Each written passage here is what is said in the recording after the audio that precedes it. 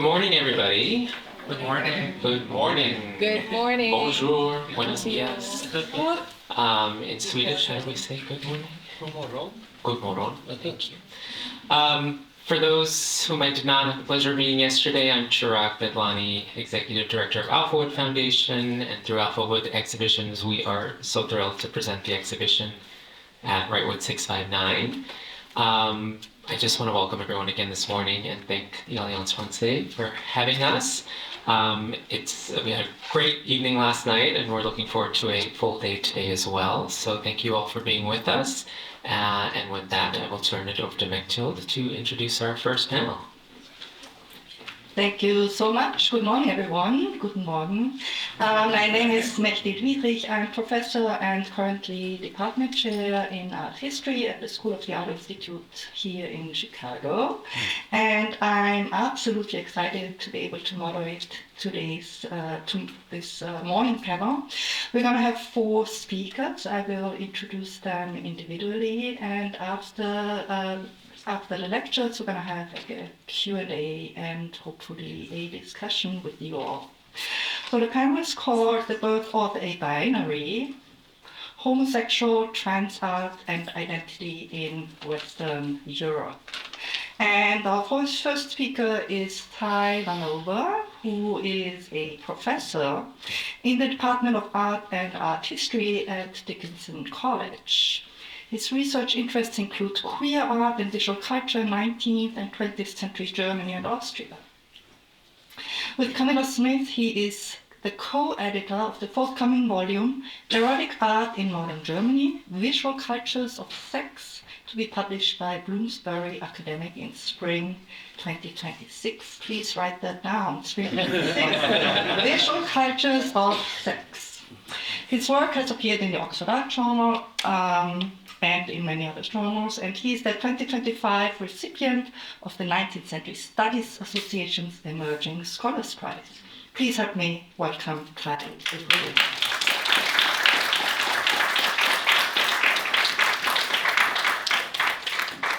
Thank you so much, Mathilde, and to Jonathan and Johnny for what is an unbelievable exhibition. And to the folks, the Rightwood folks, and the Alliance Française team for making this possible. Can we do the lights? Yeah.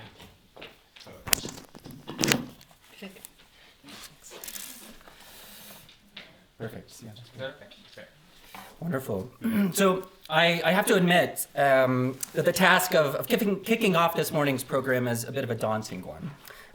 My talk will be followed by discussions of immeasurably rich queer histories from France, Italy, and Scandinavia, and then later this afternoon, of course, for much further afield. But I suppose it does make sense for the Germanist to go first. Germany, after all, is consistently touted as modern homosexuality's point of origin, from Michel Foucault's now infamous and erroneous assertion that an 1870 article by a German psychiatrist signaled the birth of homosexuality, to more recent texts by scholars like Robert Beachy and Robert Dean Tobin that speak of Berlin as the birthplace of a modern identity and write of the German discovery of sex. The title of this very exhibition takes 1869, the actual date of homosexuality's first appearance in print in a German language publication, as the homosexual's birthday. If only someone had told Foucault. And it's all true. We have Germans and one German-speaking Hungarian to thank, or maybe to blame, for the introduction of a term that has retained its resonance into the present day, even if it has been cause for debate, been refuted and tossed aside by the very individuals it was meant to define.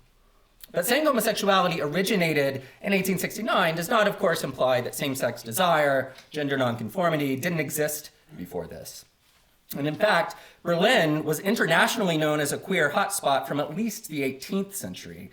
In 1782, an Austrian visitor to the Prussian capital named Johann Friedel published a slim volume titled Letters on the Gallantries of Berlin, in which our scandalized writer details the city's visible and highly developed subculture of warm brothers, early slang for gay men.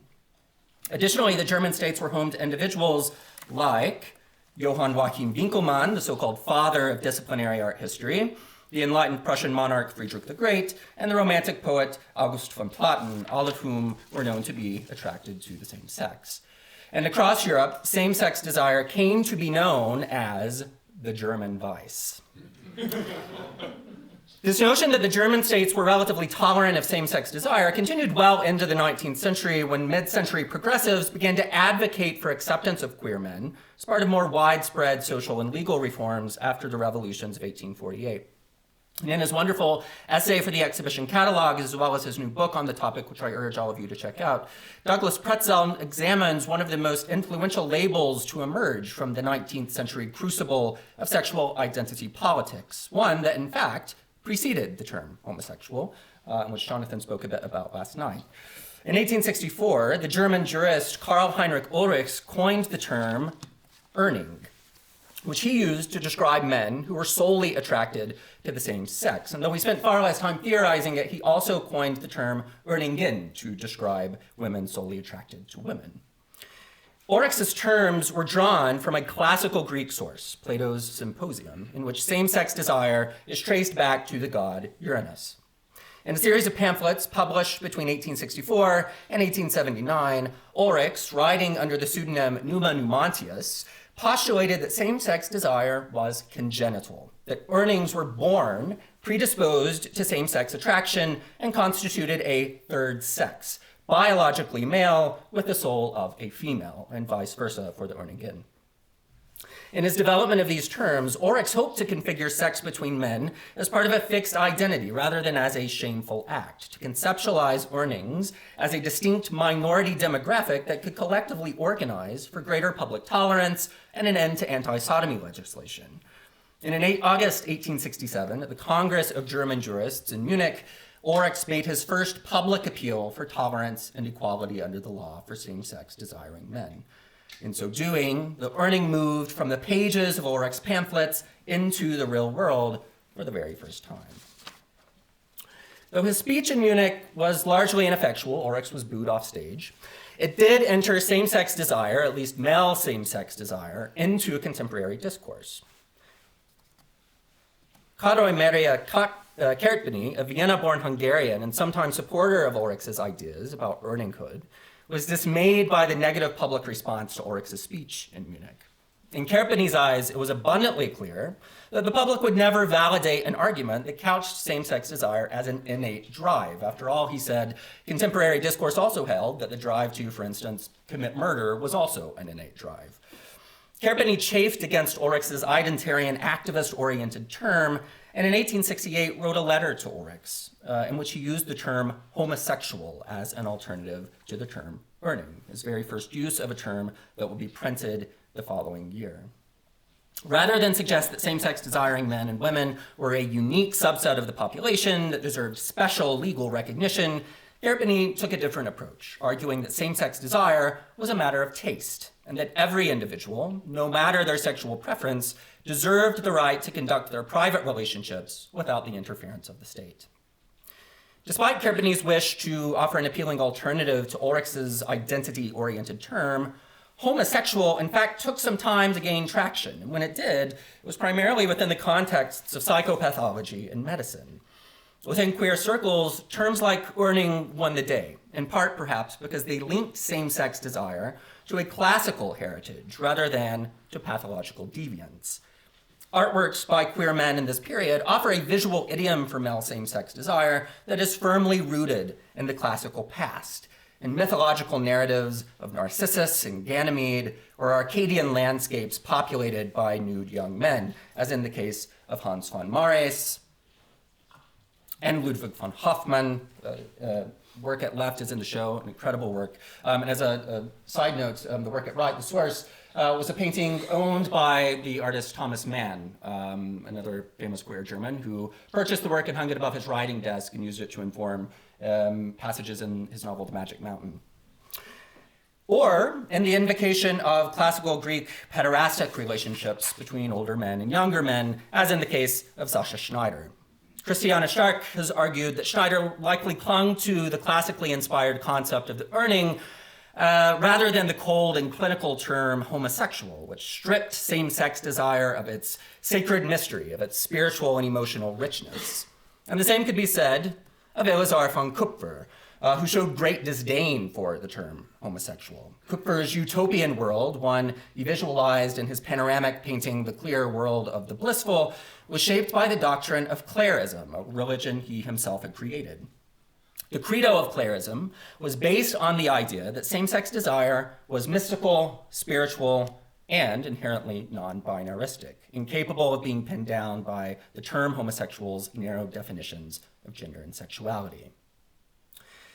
While homosexual had a degree of utility, therefore, within medical circles for the purposes of categorization, it was also a term with limits, one that couldn't or didn't fully reckon with the slippery, sometimes messy ways that sexual orientation and gender identity intersected in the lives of those it set out to define.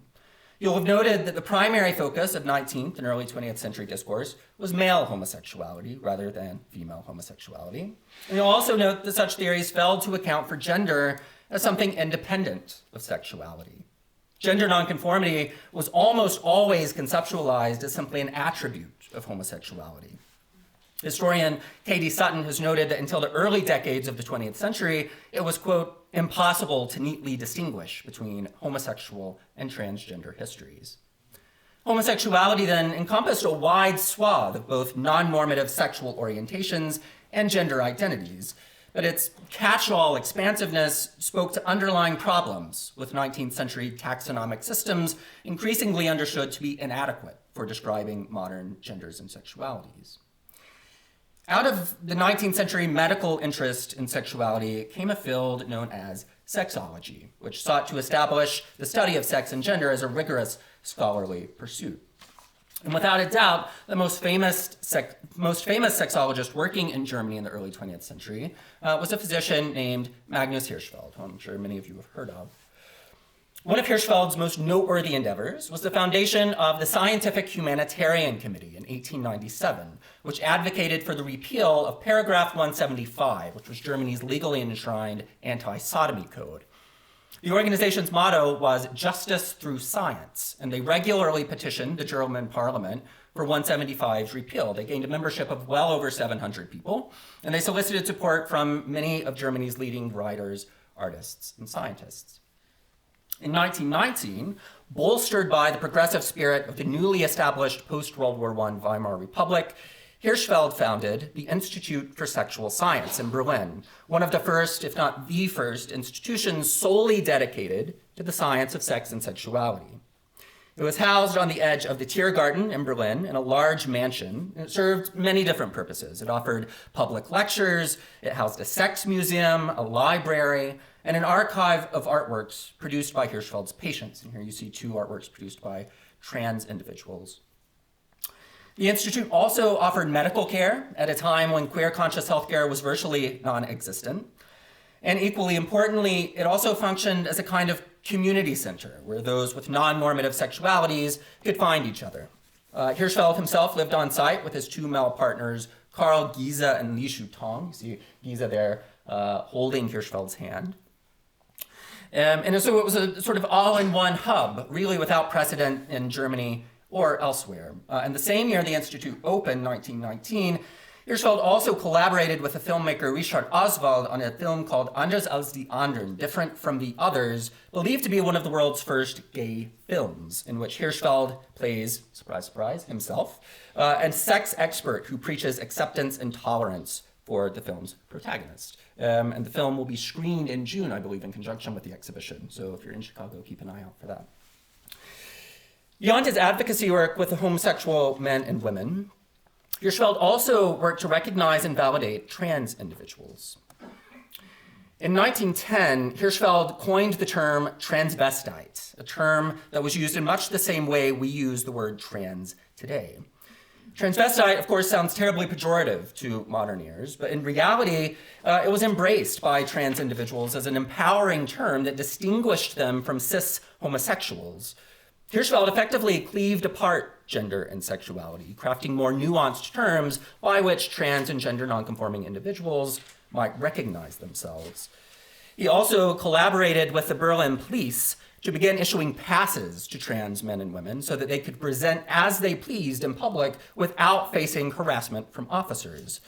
And these passes, which as you can see, featured photos of the pass holder as they'd like to appear, were incredibly forward-thinking in many ways. But we also have to note that these are early examples of trans folks needing permission or validation from medical authorities to count as trans.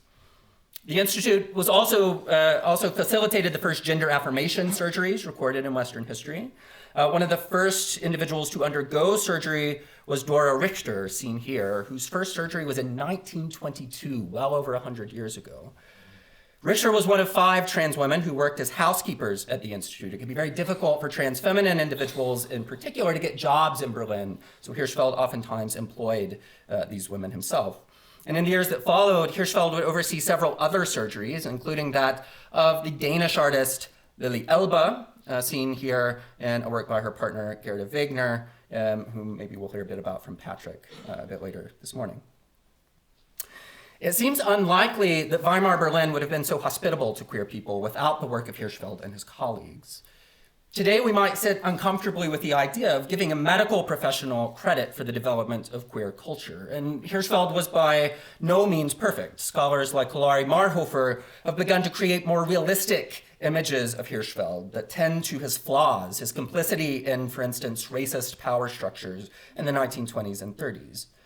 But it's a fact that Hirschfeld tirelessly advocated for queer people, that they, in return, engaged with his work. Queer people read Hirschfeld's text, they attended his lectures, which inspired them to liberate themselves from shame and to live in community with those like them. In the heady liberal atmosphere of the Weimar Republic, Hirschfeld's vision of an emancipated queer community began to take shape. Homosexuals and trans individuals found each other in a number of ways and in a number of places.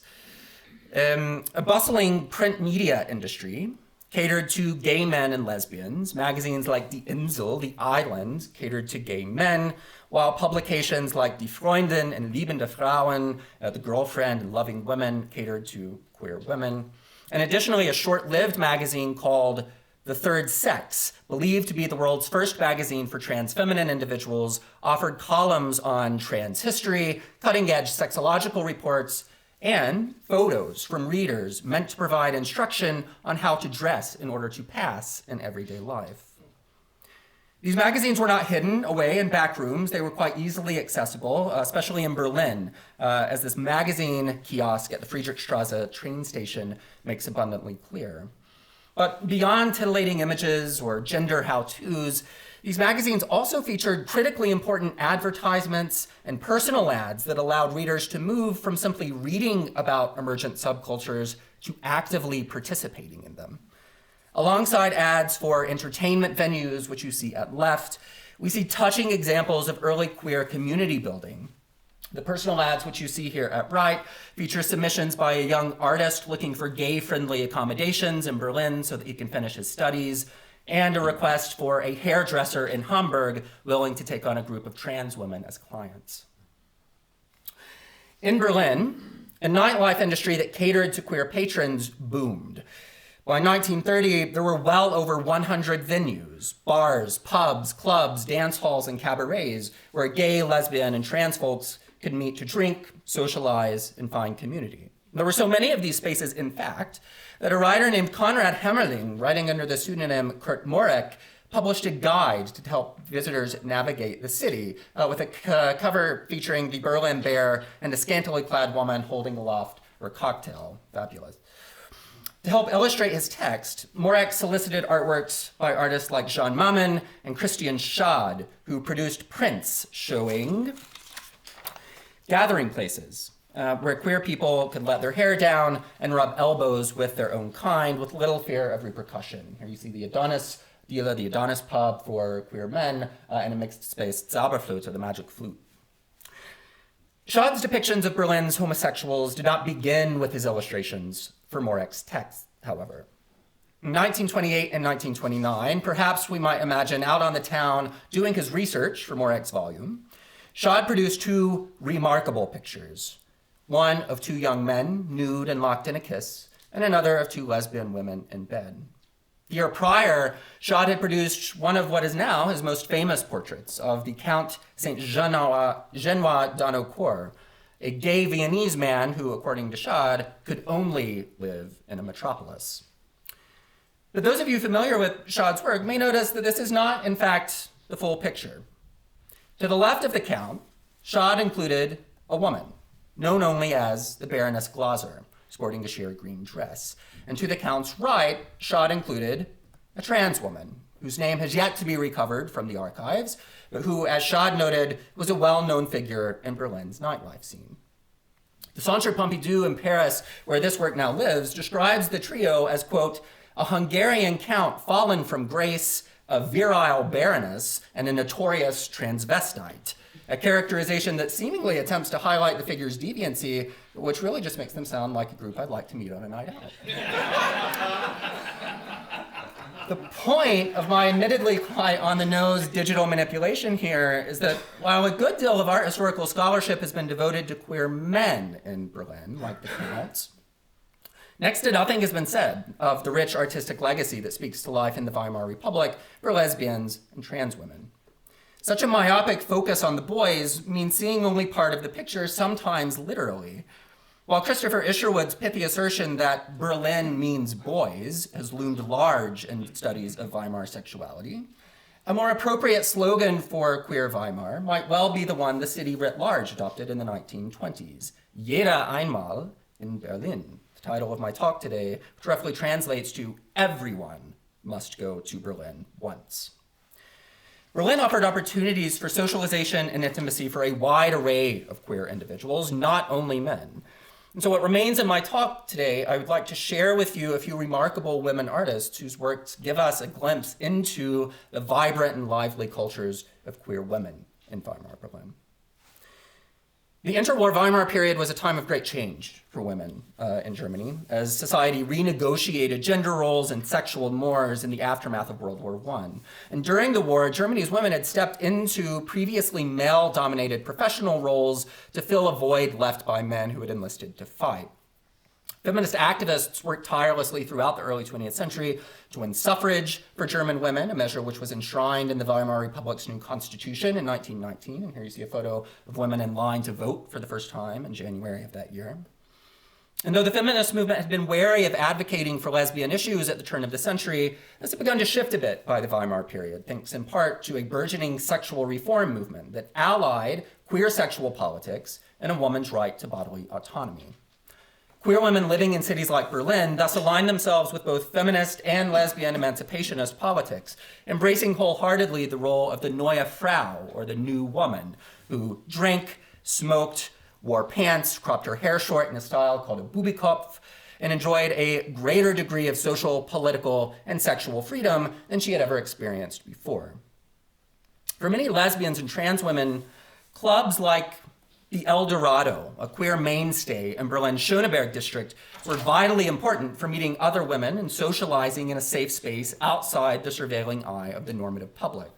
And here you see the slogan of the El Dorado Club, Hier ist es richtig, here it's all right, here it's okay. Here, gay, lesbian, and trans revelers mixed and mingled, entertained by a lively roster of singers, dancers, and performers, like the lesbian singer Clara Waldorf, whose portrait is in the show, and you have to stop the absolutely stunning portrait. Known for her harsh Berliner dialect and songs like Raus mit den Männern, Out with the Men, and Hannelore, which celebrate female autonomy and gender bending. Or Willy Papa, a trans drag performer whose self-portrait as the stage persona Voodoo, which you see at right, was kept in Hirschfeld's personal archives. Papa was one of many trans performers who graced the stages of clubs like the El Dorado in the 1920s, as evidenced by this photo montage from 1925. And indeed, the El Dorado was frequented by many trans-identified women. In addition to Schad's portrait, we could look to photos like this one by Herbert Hoffmann, or to this work by the artist Otto Dix, showing two trans feminine individuals ordering drinks at the El Dorado bar. And I always like to show that the site of the El Dorado is still intact. It's still there, except now the Germans have transformed it into an organic supermarket, which is very German.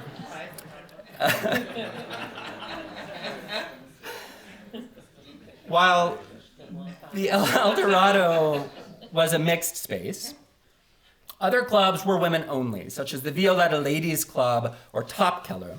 And no artist captured the liberated atmosphere of Berlin's lesbian clubs quite like the artist Jeanne Mamen, an artist whose own sexuality remains a mystery to us today. We know her sister was queer. We'll be happy to talk more about that. And her images give us a sense of what it was like inside Weimar Berlin's queer spaces. Works like She Represents or Carnival managed to capture the frivolity, the exhilaration of these venues, as well as the intimacy that they made possible. And just as a side note, 2 other prints produced by Mamen as illustrations for a collection of lesbian erotic poetry called The Songs of Bilitis are in the exhibition, fantastic works. And these also depict subjects probably taken from Berlin's bar, especially Ladies' Bar, which you see at left. One lesbian commentator described these bars as spaces of, quote, joie de vivre, togetherness, and freedom, which lent Berlin's queer women a sense of solidarity that she argues laid the groundwork for lesbian activism in the 1970s. Other queer female artists opted to move beyond the bars and clubs that provide the settings for Mamen's works. And this included Gertrude Zannmann, pictured here at left, with her longtime partner Hedwig Blazowski, who went by Johnny. Zannmann's name is relatively unknown today, but her status within lesbian circles, both during the Weimar period and after in the post-World War II years, earned her the nickname the Grande Dame of lesbianism. Because women were not permitted to enroll as students at the Prussian Academy of Arts when Zannmann began her education, she instead took private lessons from Käthe Kollwitz, whom some of you probably know, and who we should also note wrote candidly about her own bisexuality and attraction to women in her private diaries. Though some of Zannmann's works depict queer women in social spaces, as in this sketch of a trans feminine individual dressed to the nines, most of her works depict encounters with young women outside the confines of the clubs and the bars. Her 1931 drawing Wippchen, Child of Berlin, is a case in point. Mamen's immaculately dressed, elegant clubgoers have been replaced in this work by a working class woman sporting a dingy frock, greased hair, and a cheeky grin. Zannmann's drawings from the 1920s offer the viewer the full spectrum of queer female culture in Weimar Berlin, depicting intimate moments between bourgeois lovers, as you see here in pink nightie and black pajamas, and women from Berlin's thriving sex work scene. But just as often, our attempts to determine social status are confounded by Zannmann's proclivity for depicting her subjects nude or semi-nude, shorn of signifiers that might speak to class. Her drawings make clear that clubs were not the only spaces where women might meet, socialize, cultivate relationships with other women. And in fact, a 1917 drawing of a woman lying nude on a sofa in her studio demonstrates that domestic spaces and private studios were just as important for the formation of lesbian networks of sex and sociability. Indeed, it's within the 4 walls of the studio that we get Zannmann's most eroticized works, a series of purple ink drawings that she titled the Group Series, depicting nude women in various poses and configurations, skin to skin, bodies draped over bodies. Zannmann's sparse, abstracting line work signals bodies in motion, some depicted in the midst of sexual acts, and others perhaps lounging in a post-coital haze. And I can't help but draw parallels here to similar drawings produced by the gay Austrian artist Anton Kollig, one of whose works is in the show, whose work also harnesses the power of the sketch to visualize these private, fleeting, highly intimate moments. The intimacy shared between Zannmann and her models is echoed in works by one of her contemporaries, the painter, whom we've already heard a bit, Lotte Laserstein, who was among the first women permitted to enroll at the Prussian Academy of Arts in Berlin, where she studied between 1919 and 1925. Like Zannmann, Laserstein was Jewish. She left Germany for Sweden in 1937 as anti-Semitism grew in Berlin. But the period between the completion of her studies at the academy and her departure from for Sweden were incredibly fruitful ones, facilitated in part by the artist's blossoming relationship with Traute Rosa, her tennis instructor cum model, who features in many of the artist's most notable works. And despite indications of Laserstein's same-sex attraction and androgynous gender presentation, Many scholars have been reluctant to refer to the artist as a lesbian or gender nonconforming, citing a lack of hard evidence, an all too common queerphobic slight that Kirstin Ringelberg has aptly referred to as art historical cis-heteronormativity. Laserstein's relationship with Rosa and her conscious refutation of heteronormative life scripts makes these refusals to acknowledge her queerness willfully ignorant to historical realities. But then there are, of course, her paintings of Rosa, clear documents of the artist's desire for her model. Like Zanman, Laserstein's works are situated within the private world of her own studio, a closed-off space that floats above the Berlin streets. Here in the studio, Laserstein is free to luxuriate in Rosa's nudity, offering the viewer self-reflexive pictures that don't elide the artist, but make her an integral part of the composition. And what an act of self-assuredness, right? To paint oneself into such highly eroticized compositions.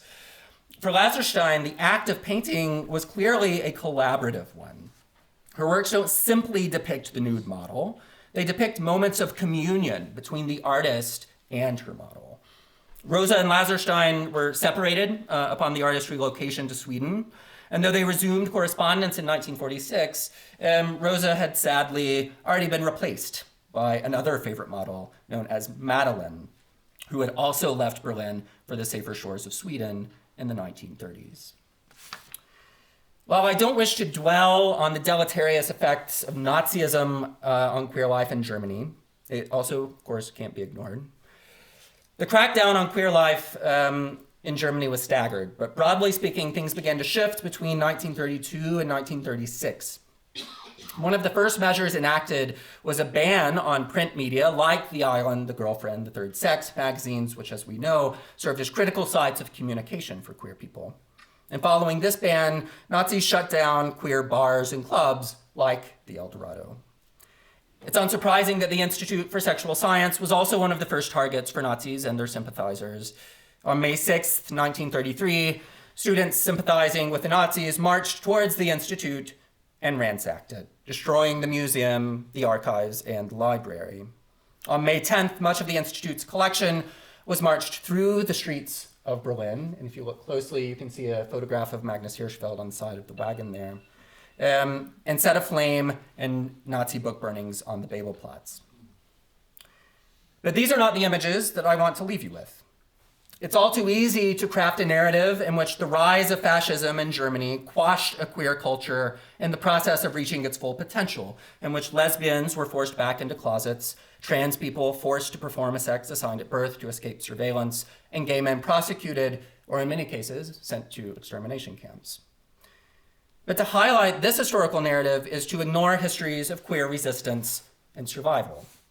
So instead, I want to leave you with images of these three women: Toni Abel, Charlotte Scharlach, and Dora Richter, whom I mentioned earlier, who managed to survive the horrors of World War II and went on to live full lives. All three were employed by the Institute for Sexual Science, and all three received gender-affirming surgeries with Hirschfeld's supervision.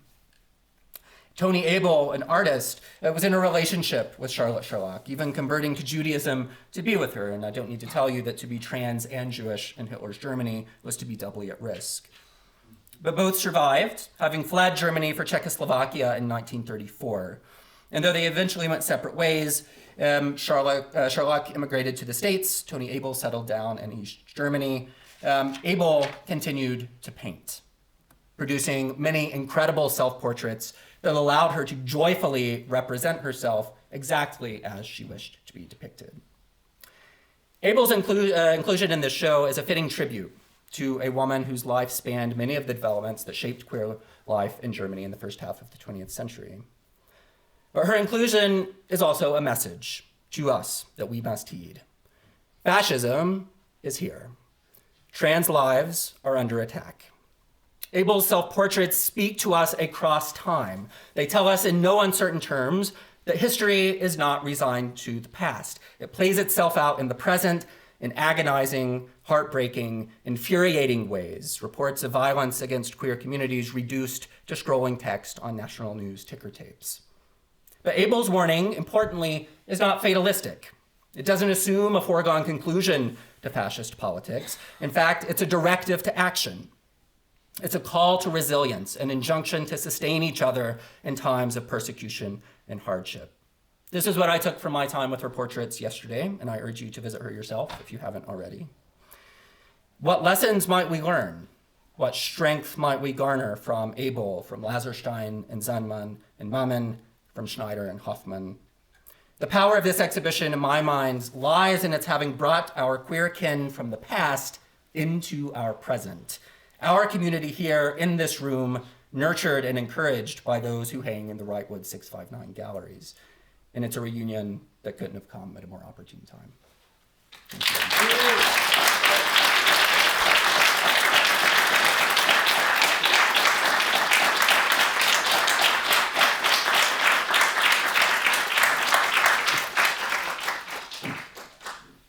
Thank you so much, Kai, for this fabulous talk. Really appreciate it. We are going to our next speaker, Kirstin Ringelberg, who is professor of history and geography at Elam University. The first book considers the problematics of gender in American Impressionist painting of the artist's studio. And they are currently at work on a second book, this one on queer and trans readings of late 19th century French artist Madeleine Lemaire. Last year, while a fellow at the Clark Art Institute, they published reading Cis Heteronormativity into the Art Historical Archives, as that was just quoted, in the open access journal Arts. Please help me welcome Kirstin to the podium.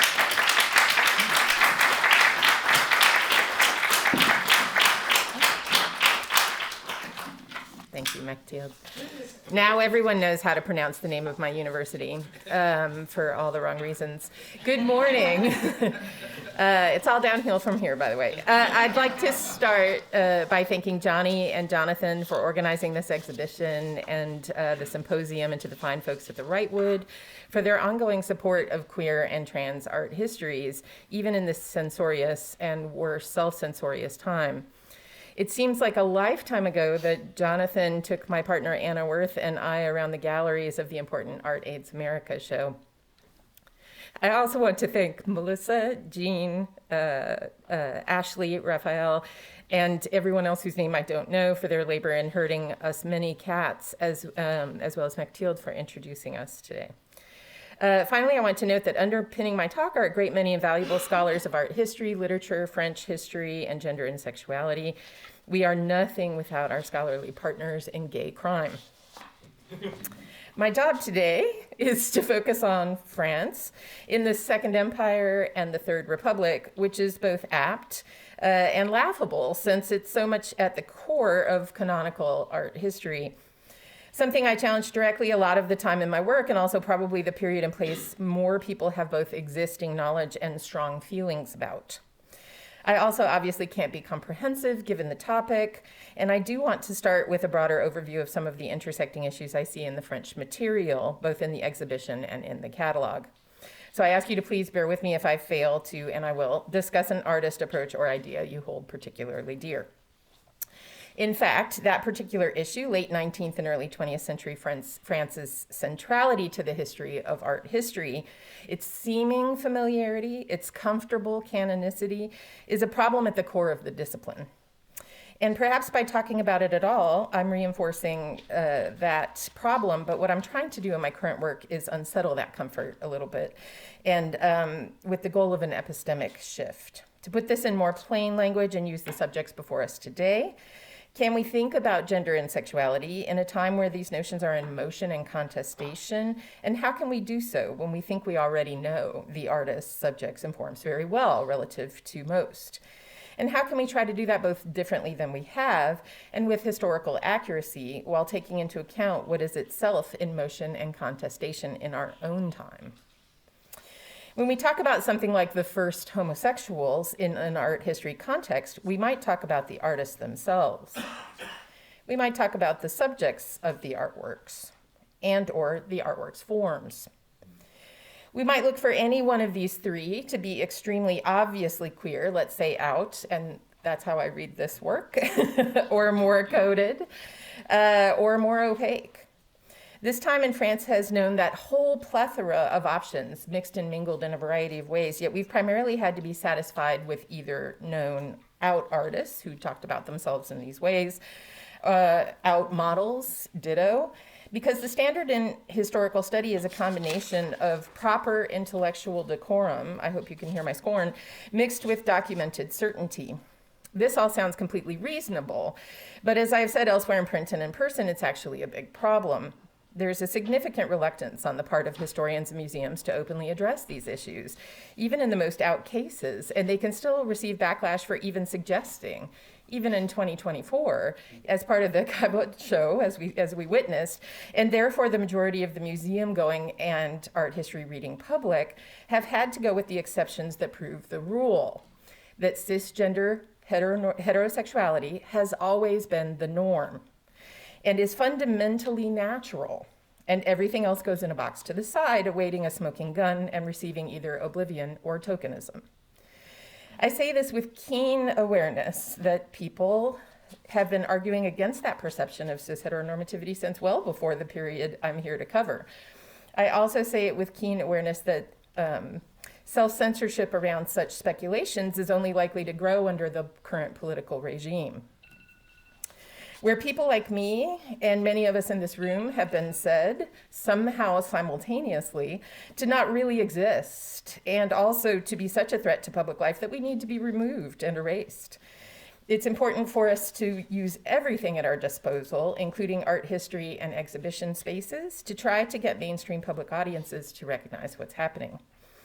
Of course, I realize that in this room, at least we all likely agree that one need not have written an officially archived passionate poem to one's beloved in order to have a beloved others might not guess or approve of.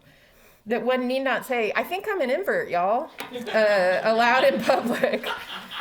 Probably wouldn't have added the y'all, but to have thought it, that one can in fact even wear a suit if seen as a man or a dress if seen as a woman, and still have thought, okay, sure, I'll play along with the costume party of life, but am I really a man or a woman? What do these notions mean? How do they affect how others will think of me as a lover or an artist? So I start with those questions because they're in the back of my mind all the time now, more so the deeper into the French archives I go, actually, and you might find that helpful to know as we look specifically at some of the exhibition's figures of interest. I'll focus on three things in my remaining time. First, the French context regarding gender and sexuality. Second, I'll note some important interconnections among the French artists and models in the exhibition in an environment not just of nepotism and gatekeeping, but also of social realms that were simultaneously strict and porous. One fascination for me in the archives has been the centrality of queer sociality in a relatively large and popularly appreciated art world.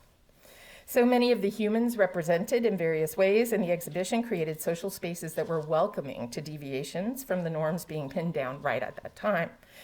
And these social spaces had to play a significant role in forging not just solidarity and safety, but alternative ways of living and being, just as they do today.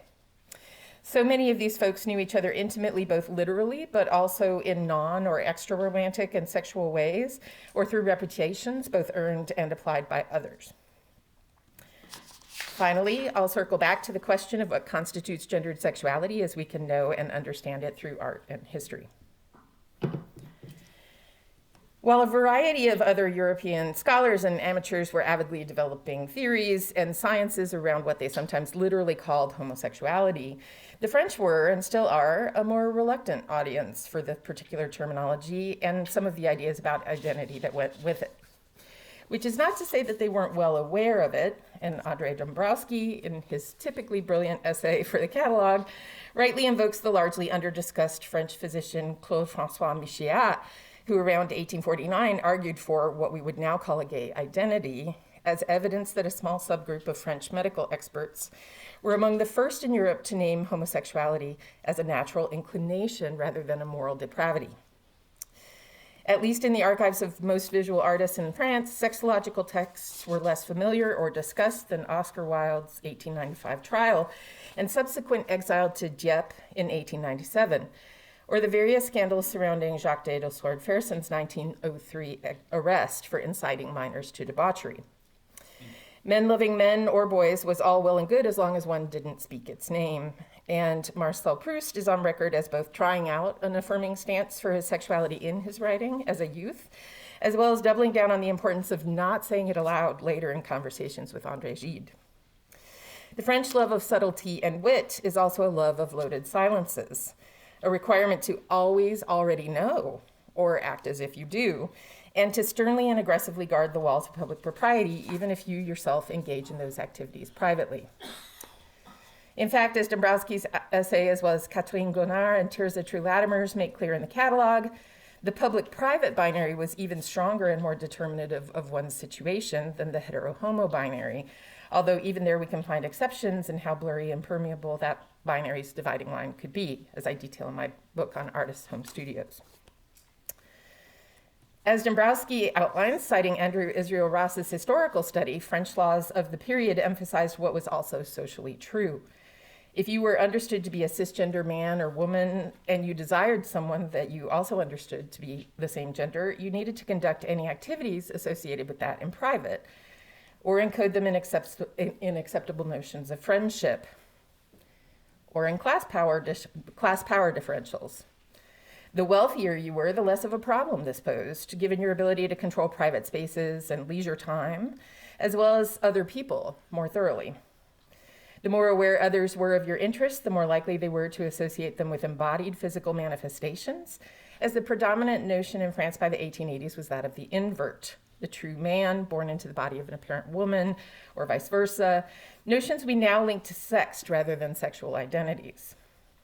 It's important to say here that even the racist pathologizing work of this period's sexologists included a spectrum of inversion, and not all trans people feel born in the wrong body. A notion increasingly nuanced in contemporary scholarship, in part because of its being taken up as both pathologizing and statically experienced. This issue connects to my broader point about what we can and can't hear and see from our historical subjects. As Sandy Kirstin noted in 1987, we will say things that are not true to psychiatrists and surgeons if it'll help us live. Just as we might not say things that are true, but fit less well what is expected or required of us by normative society and law. That doesn't mean we do or don't think them, or that they represent us at all times of our lives, and frankly, we shouldn't have to say anything at all to get the same treatment as cisgender hetero people get. But just as born in the wrong body has been a sometimes helpful tool for getting surgery, combating stigma, and raising awareness at times in our own normatively cisgender society, invert could be a helpful tool, as well as an influential pseudoscientific theory in late 19th century France. A born this way argument for why someone might be attracted to someone they weren't supposed to, if grounded at times ludicrously or even offensively in descriptions of the bodies of these people as proof of their unfortunate, but at least innocent, physiological inversion. As has come to be expected, patriarchal structures in France continue a long history of far greater concern with what men were doing than what women were doing, and no concern at all with what folks who were outside that false binary were doing, unless they were either arrested or reached a more popular public forum. As you'll find in Dombrowski's and Latimer and Gonard's essays in the catalog, men were far more likely to be arrested for any gender or sexual infractions, particularly if public or made public, and women were largely ignored unless dance hall performers, popular actors, or stepping out of their place in the racialized gender hierarchy on multiple levels. And both male-identified and female-identified queers were ripe for mockery by friends or cartoonists, or sometimes both, but equally likely to be fetishized as the enticing subjects of theatrical, literary, and visual arts. There were lesbians, gay men, bisexuals, asexual folks, and trans folks of all sexualities at the time, if we only look, as this exhibition thankfully does. Preach. Many of the identities and all of the acts these artists and subjects engaged in were found widely among the supposedly homogeneous true French citizens, perhaps the most important constructed category of them all. I deliberately chose to go quite broadly in this first part of my talk because I wanted to open our mindset to the broadest set of possibilities when we look at specific works. The more specific I get in terms of terminologies, acts, and identities, the more we try to play detective, rather than orienting our thinking towards the more expansive notion of genders and sexualities that's possible. Playing detective is fun, and I do it all the time. It's true. But I maintain as a core principle that every single artist and artwork and subject, not only of this exhibition, but every exhibition is worthy of consideration from a queer trans perspective, even if not provably so, or lived, experienced, or coded as such. It is our framework, in fact, that needs shifting, grounded as it has been in cis heteronormativity, applied largely without question to artworks and artists we have established as perhaps, in France, the most important in the canon.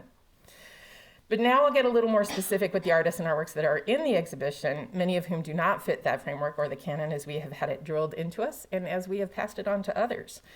I simply hope we can use this opportunity not just to celebrate that, which I certainly do, thank you so much, but also to not just add and stir this exhibition into an otherwise relatively unchanged art history.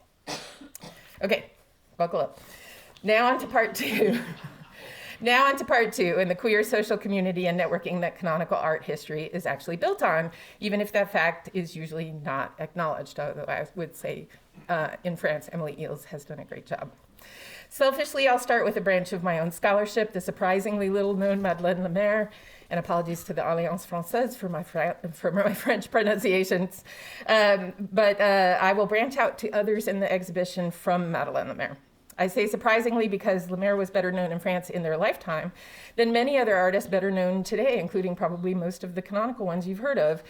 A good example of the way artists could deploy cis heteronormative assumptions without giving up public fame. This sensual nude, a look so nice that Lemaire in fact painted it twice, was publicly exhibited but seems to have garnered no negative criticism, despite its overt sensuality at a time when art history textbooks continue to assure us female-identified artists did not paint sensual nudes. Framed as a woman artist by a binary sexist society, Lemaire is sometimes, both now and then, named as an heir to Rosa Bonheur's legacy, despite essentially no other similarity between them beyond long successful careers, a Legion of Honor award, and supportive household members. Lemaire was either a coded or closeted figure in comparison to Bonheur's relative sartorial masculinity and lifelong companion outness. Many of the same 19th century newspapers and art journals that saw a gendered lineage between Bonheur and Lemaire also, and perhaps more logically, identified Louise Abema and Louise Breslau as artistic peers and sometimes competitors. And I want to pause and say that on Abema, there's no better scholar than Miranda Mason.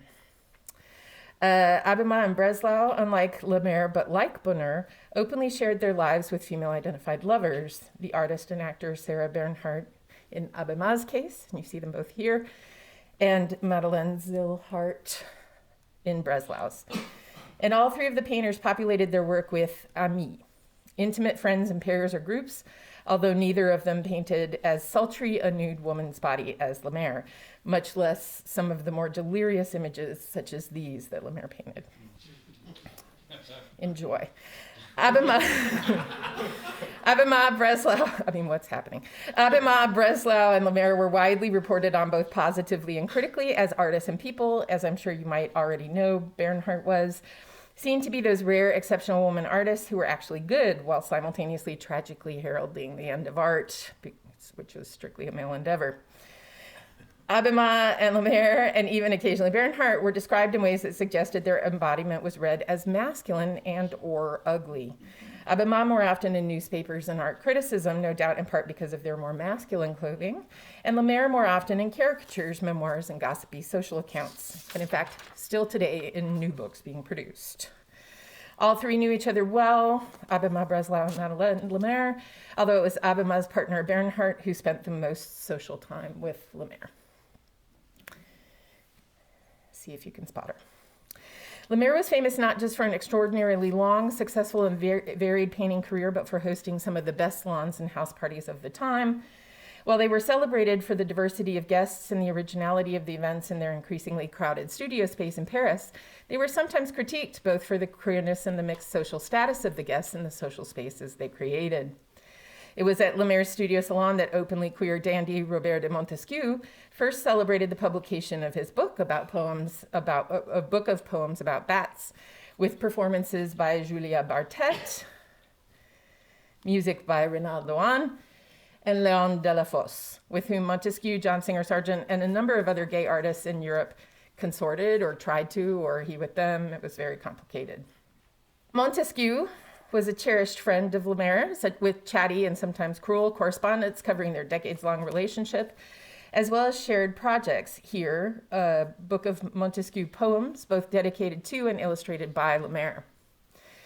It is chez Lemaire that Montesquieu was introduced to Marcel Proust, who tried desperately to befriend him and eventually used him as a model for the gay Baron de Charlus in his In Search of Lost Time, whose open, if less than flattering, depiction of same-sex attractions and activities has been said by French historian Florence Tamagne to have really opened the door to a more public discussion of sexualities in France at the time. More interested in mutual relations with Proust was the composer and musician Rinaldo Hahn. Proust and Hahn were also introduced to each other by Lemaire at their salon. Becoming lovers over the course of a longer house party, they were invited to by Lemaire at Lemaire's Aunt Mathilde, the miniaturist I showed you previously, at Lemaire Aunt Mathilde's chateau in the country, a setting later immortalized in Proust's first published book, Les Plaisirs et les Jours, again illustrated by Lemaire. So interwoven were these important queer social groups to the development of the French queer literary culture that in 2019, an illustrator of that point borrowed the Lemaire painting I showed you previously of their Paris salon and altered it to add or feature Jean Cocteau, Proust, Hahn, and Montesquieu within it, unfortunately thereby removing or covering Brecht's actors Bernhardt and Merjian from view. Interestingly, Montesquieu's already in the painting, but the person who did that didn't know it, I guess.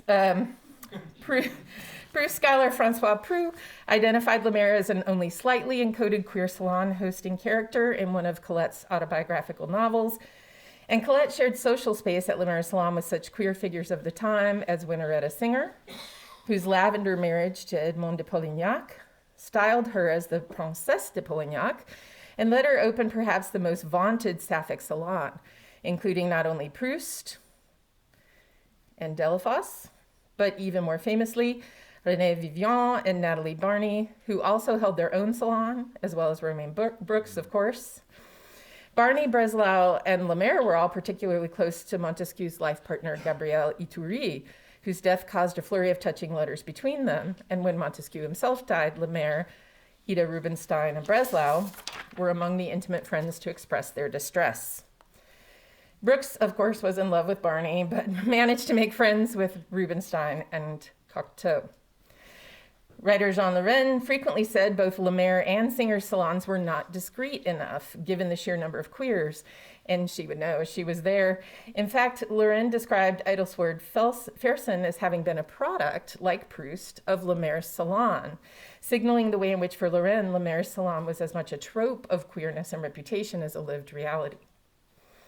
While Loie Fuller somehow never seems to have been documented as performing at Lemaire's, Isadora Duncan did, and Lemaire also welcomed Diaghilev's controversial Ballet Russe via Rinaldo Hahn, who collaborated on Le Dieu Bleu in 1912 with Lemaire mutuals and writers Coco de Madrazo and Jean Cocteau. Jacques-Émile Blanche, whose portrait of Proust was one of his first and worst paintings, and at least facts, and at least one of his lovers, Rafael de Ochoa, a member of the extended Madrazo family you've already heard of, who was therefore cousins by marriage with Rinaldo Hahn, were regular attendees at Lemaire's salon and costume balls, as well as exchanging visits in Dieppe, where both Blanche and Lemaire owned houses that were popular and sometimes competing social sites for the attentions of all these queer folks and more. Lemaire helped the next generation of queer artists, perhaps too young or too bohemian, if that's possible, for their famous salon, by teaching at both the National Natural History Museum, where they were the first and last master of botanical drawing believed to be a woman, as well as at a private arts university of their own creation. Marie Laurencin was one of Lemaire's students, taking up the same motif of feminine couples arm in arm. Although in life, Laurencin was eventually more openly queer, as were art, life, and gender-blurring couple Claude Cahun and Marcel Moore, whose father, Maurice, and uncle, Marcel Schwab, socialized at Lemaire's salon and were well ensconced in the writerly circles of those I've previously named.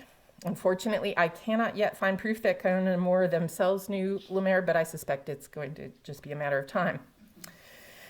So these myriad connections from just this one artist, Madeleine Lemaire, who, whatever else we do or do not know, clearly engaged in the painting of queer subjects and the creation and multiplication of queer social spaces, to nearly all the other French artists in the exhibition, and some others besides, outside of France, certainly gives us a sense of how queer social networks thrived and were crucial to the development and success of the French art worlds of the Second Empire and Third Republic, arguably the most canonically valued of Euro-American art history.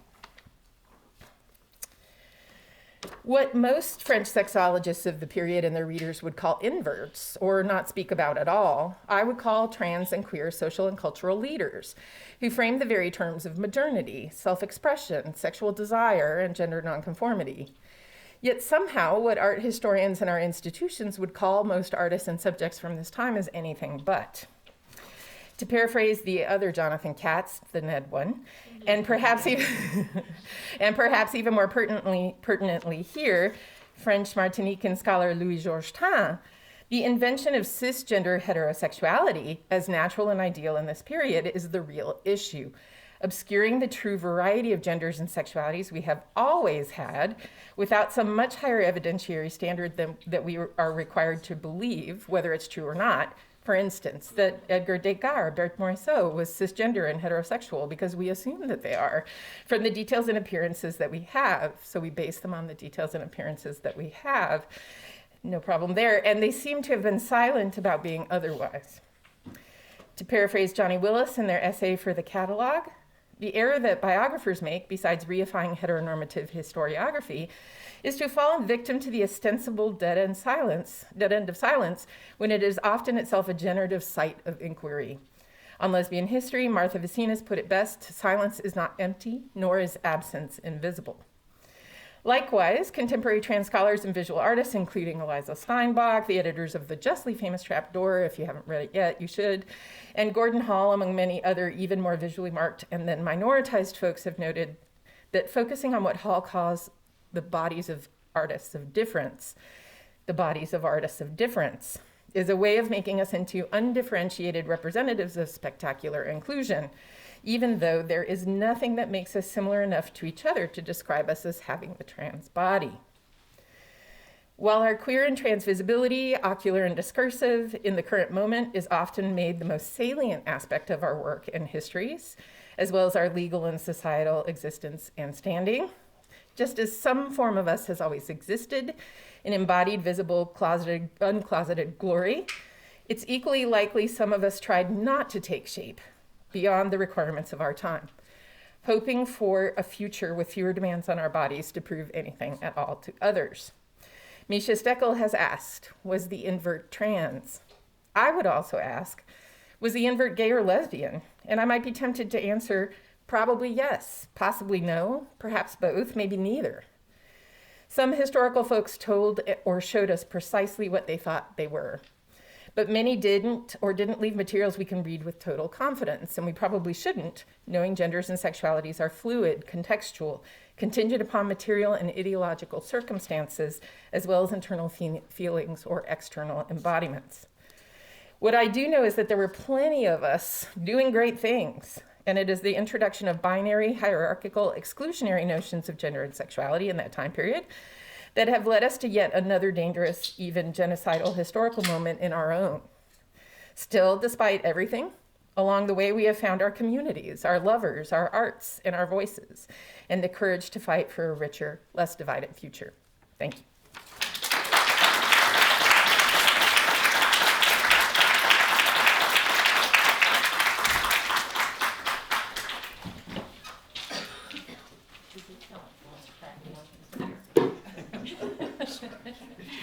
Thank you so much, Kirstin. That was absolutely fabulous. Thank you so much for your time. Our third speaker is, I scribbled so much on the stage.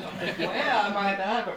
It's Patrik Steorn, who is the director of the Gutenberg Museum of Art and associate professor of art history at Stockholm University. He was formerly director of the Teaterska Galleriet in Stockholm, is that how you pronounce it, and senior lecturer and researcher at the Center for Fashion Studies, also at Stockholm University. Areas of expertise include art history, visual culture, fashion studies, and gender and queer studies. Please help me welcome Patrik to the program.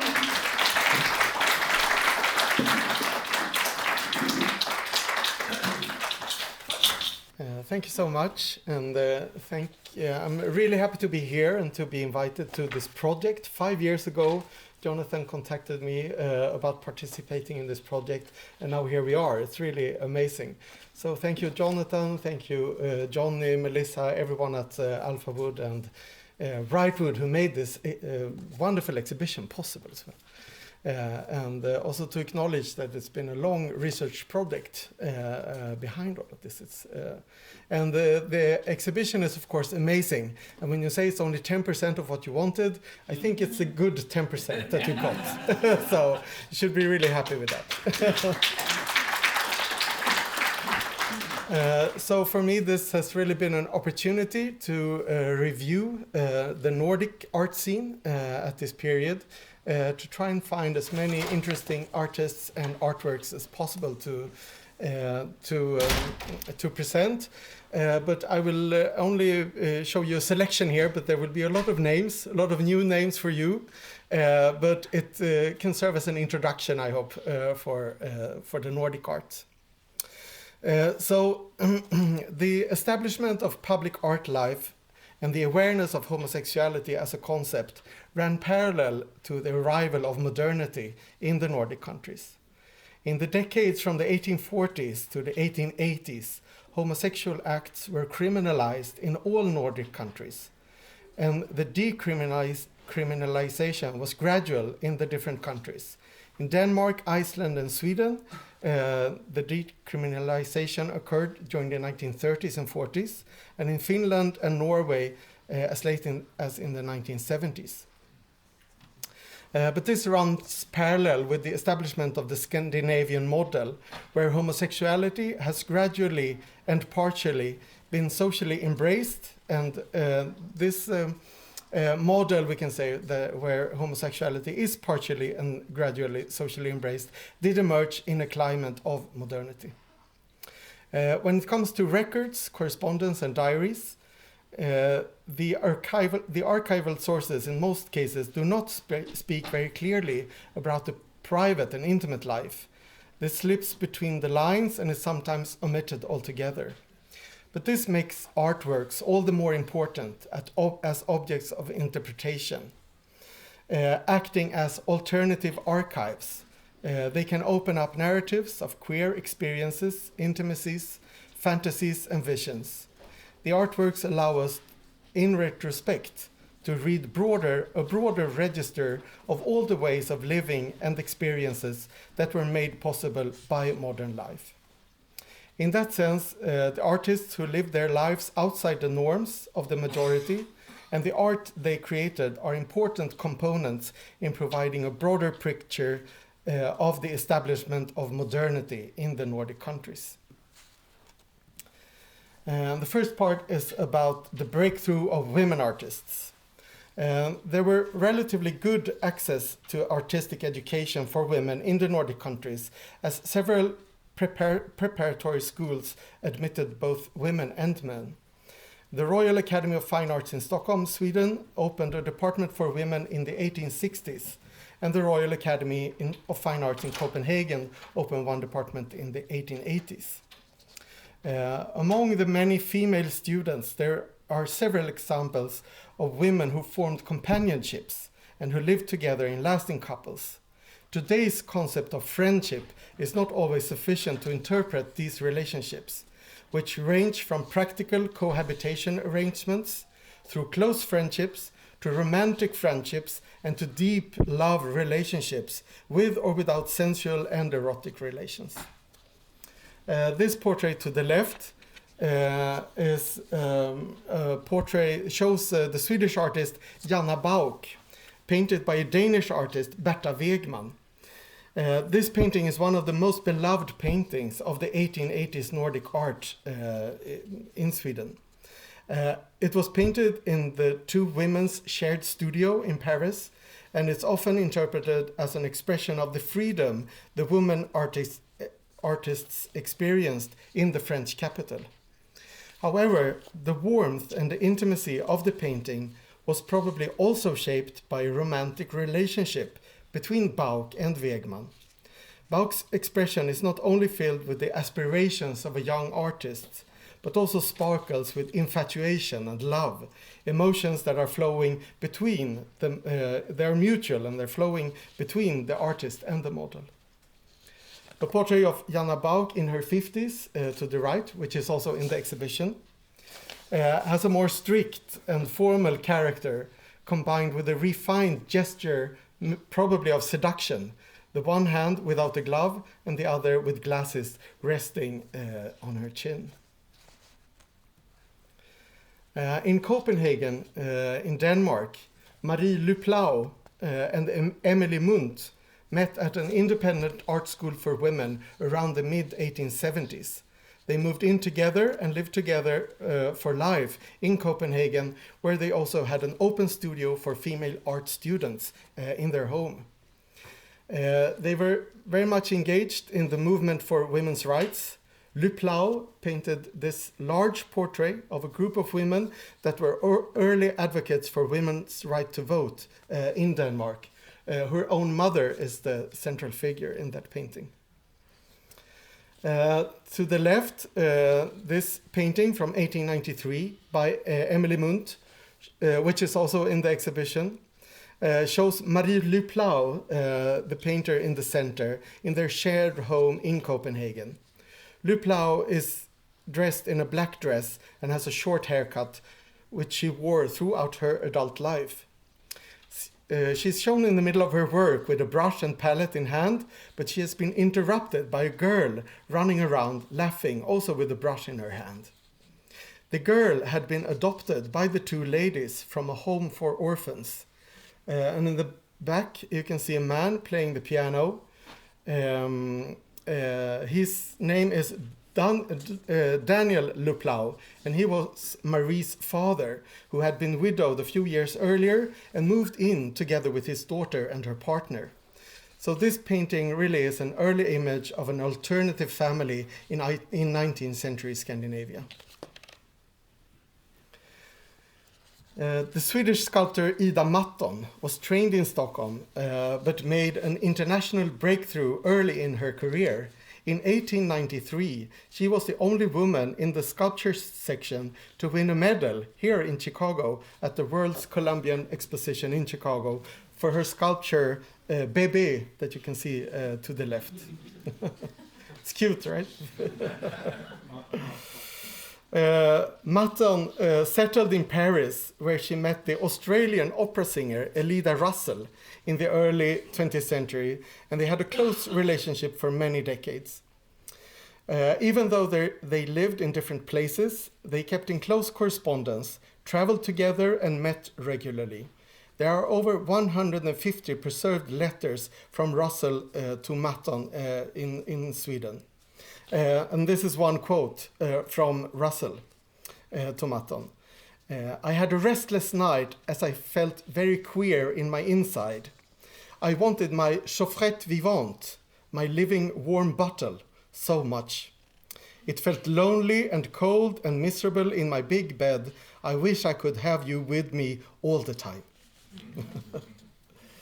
The sculpture to the right, Confidence, which is also in the exhibition, was developed during the years when Matton and Russell got to know each other, and in the exchanged letters you can see a lot of kisses being exchanged. The double bust is both symbolic and portrait-like, combining the allegorical narrative and the sense of a realistic snapshot, which creates an interesting dynamic in the work. The Norwegian sculptor Ambrosia Tønnesen received her first training in drawing and painting in Bergen in Norway, but she settled in Paris, where she worked on her art for over 20 years. There she also met her life partner, British Mary Banks.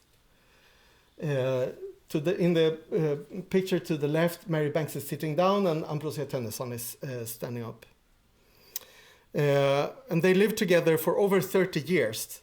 First they shared apartment in Paris, and then they had a home together in Bergen in Norway. Mary was deeply involved in Ambrosia's career, landing new commissions and assisting with contracts and other practical matters, much like any artist couple at the time.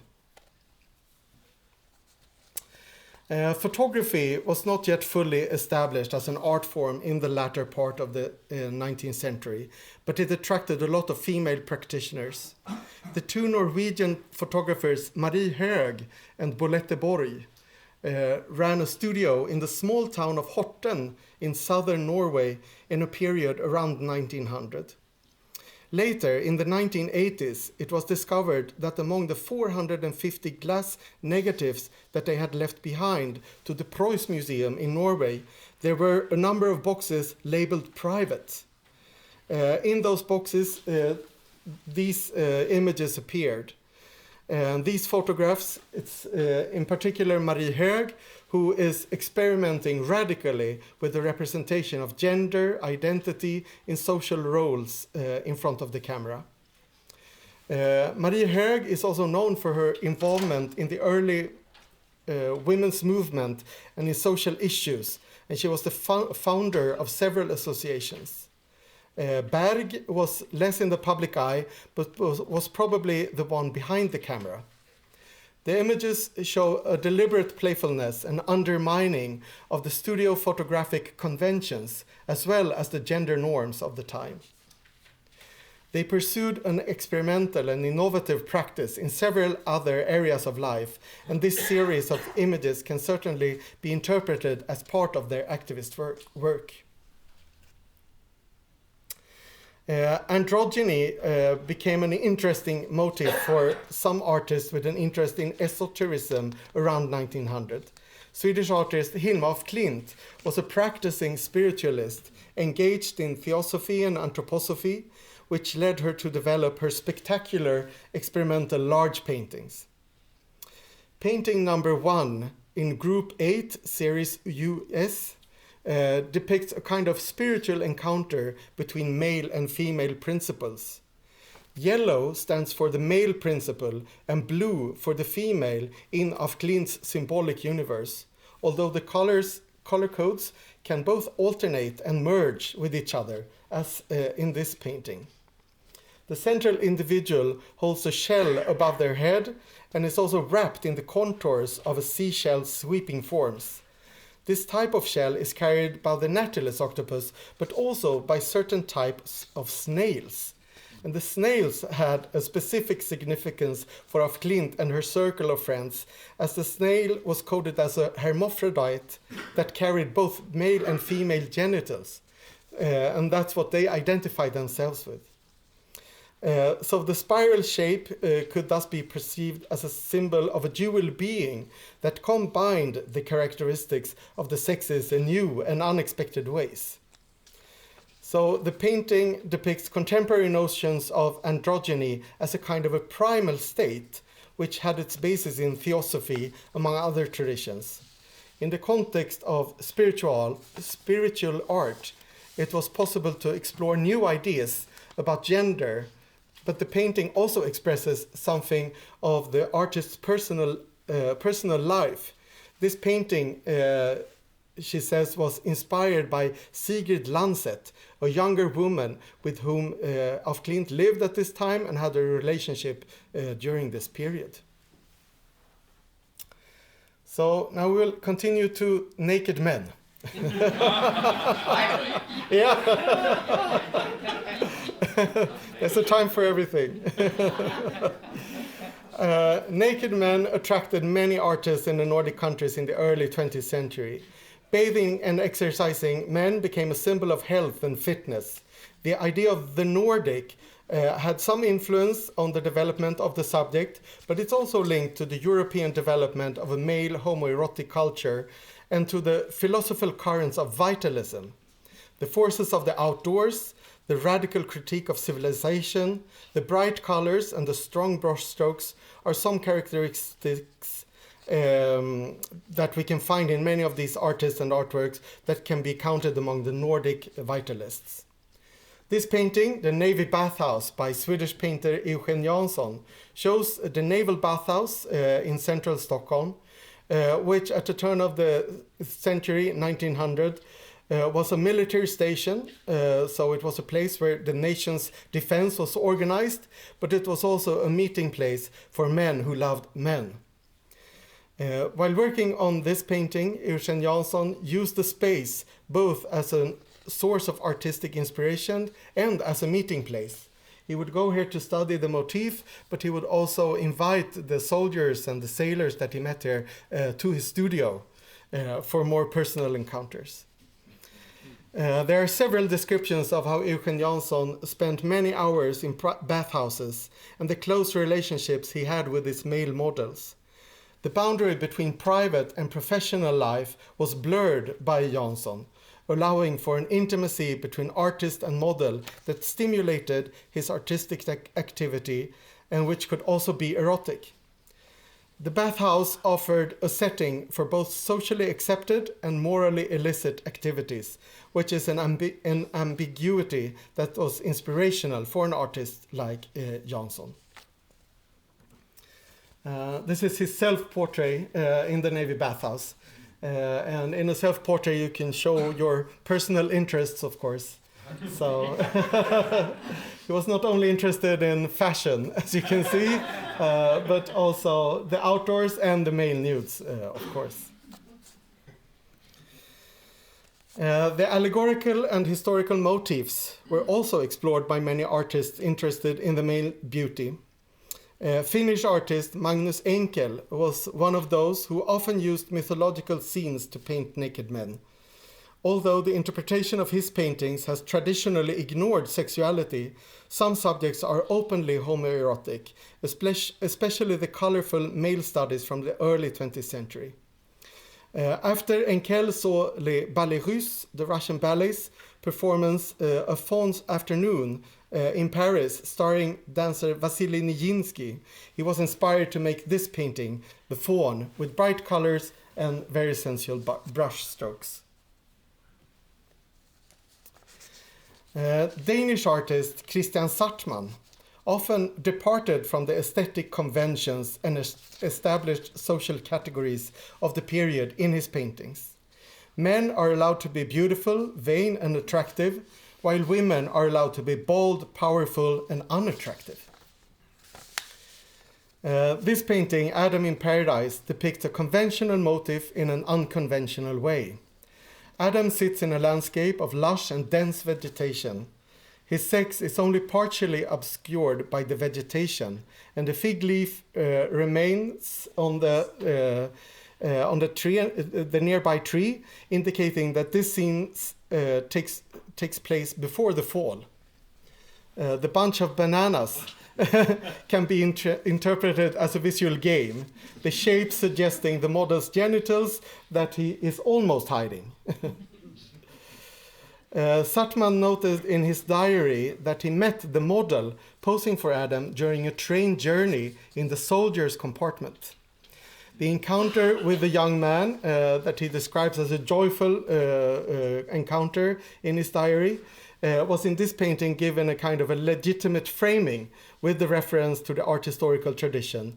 But Sartman also inserted his own sense of humor, but also his private lust and passions into the painting.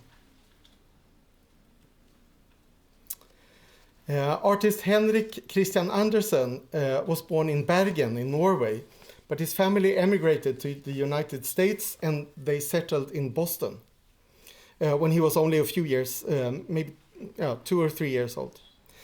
He and his brother Andreas received artistic training, and this painting, which is also in the exhibition, shows the American artist John Potter Briggs and Henrik Christian Andersen in their shared room in Florence in Italy.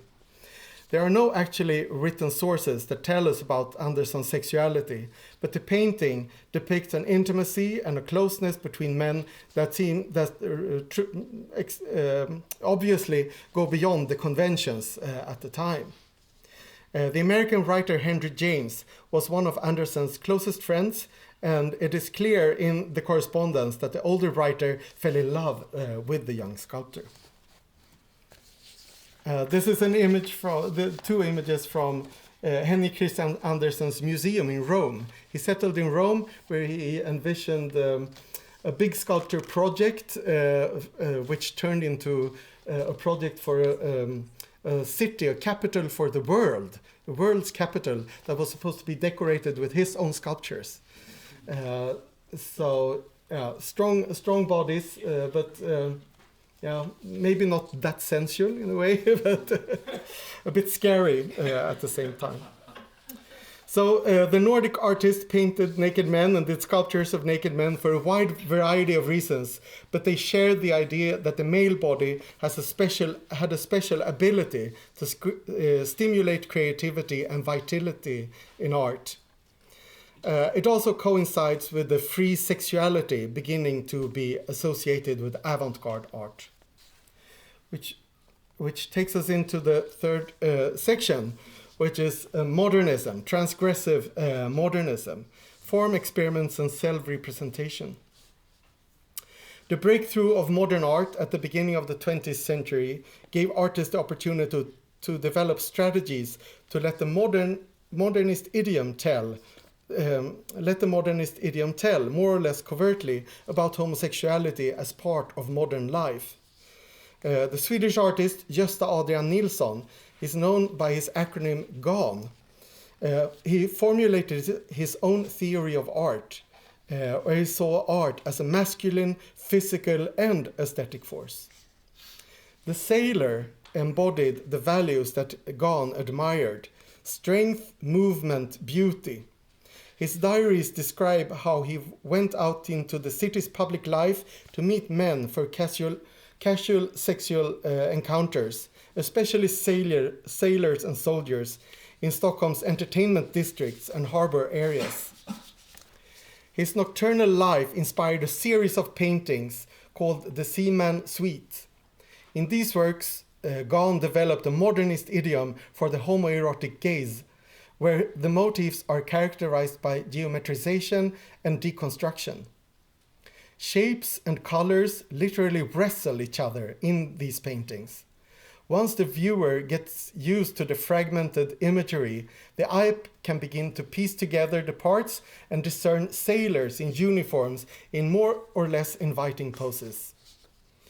The subject is not immediately revealed, but this painting seduces the viewer by attracting a more intense vision. Throughout history, homosexual men have been particularly drawn to the dandy figure, partly as a style for those who did not feel comfortable in a normative male role, and partly as an attractive male image that suggested erotic allure.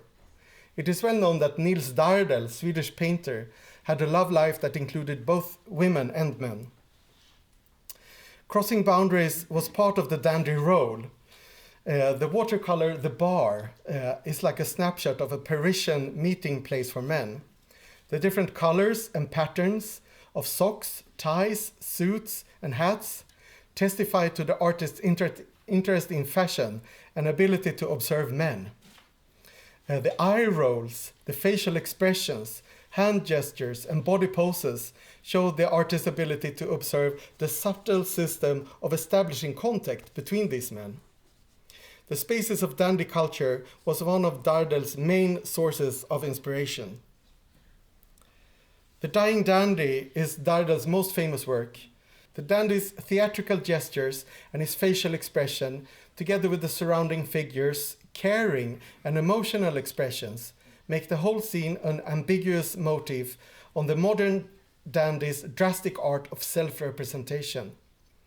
There is a watercolor sketch to the right from the same year that shows a version of the motif in which all the figures involved are men of different ages.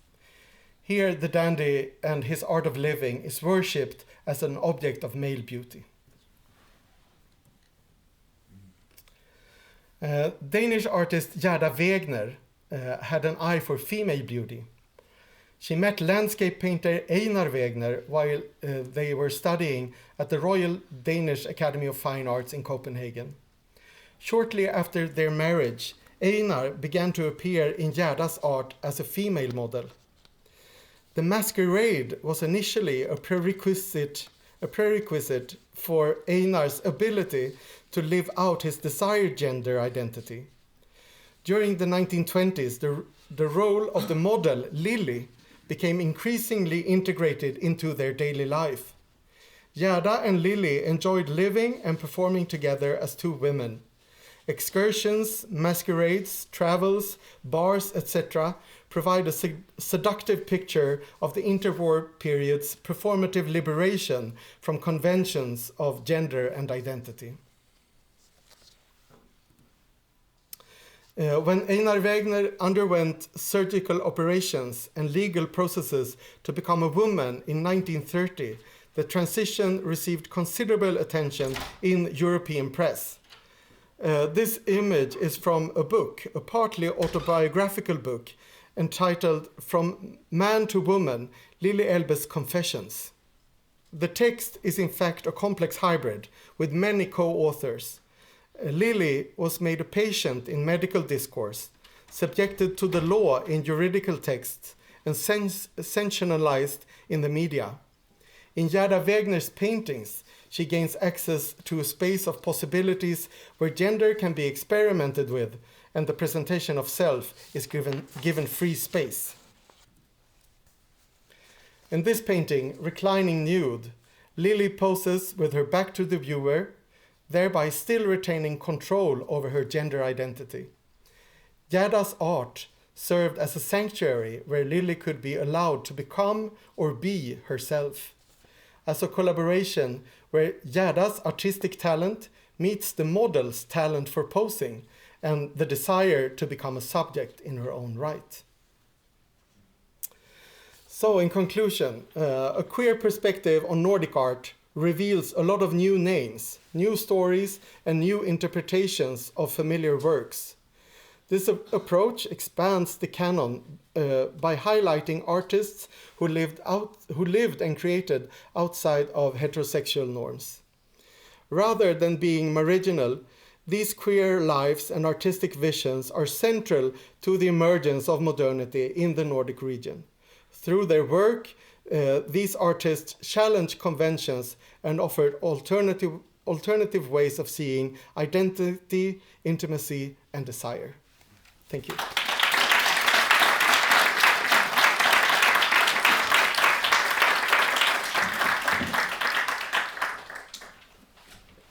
Thank you very much, Patrik. Our next speaker is Ara Merjian, who is Professor of Italian Studies at New York University, where he is an affiliate also of the Institute of Fine Arts, the Center for European and Mediterranean Studies, and Comparative Literature. He's the author and editor, yes, it's true, of 10 books, including Beat, Black, Queer, Pasolini's Other America, which just came out with Verso. Still, it's coming out with Verso next year, so another one to write down. Beat, Black, Queer, Verso 2026. Please help me welcome Ara to the podium.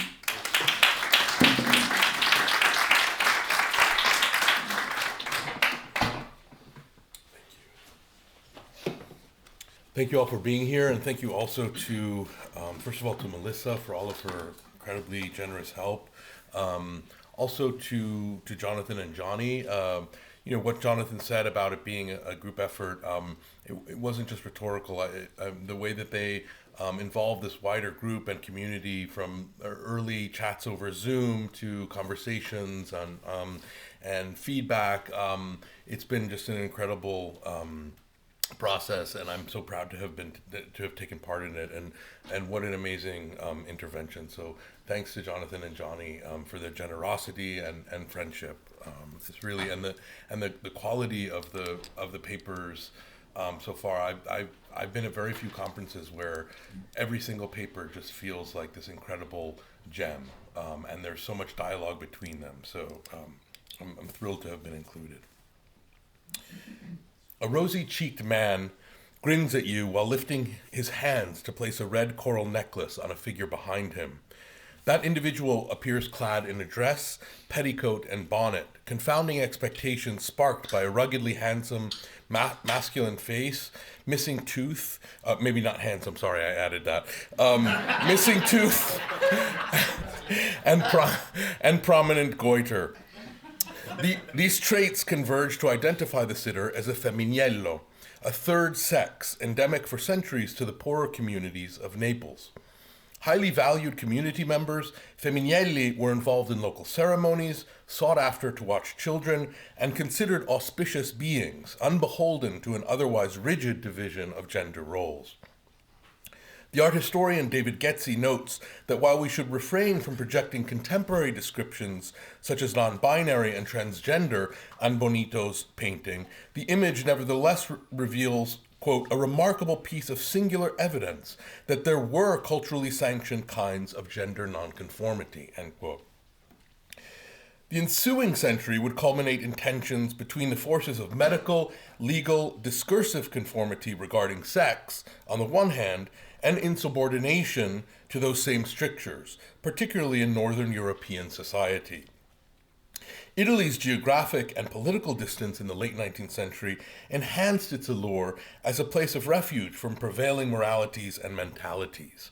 It was a site of social and sexual exceptions, which proved the rule of Victorian propriety.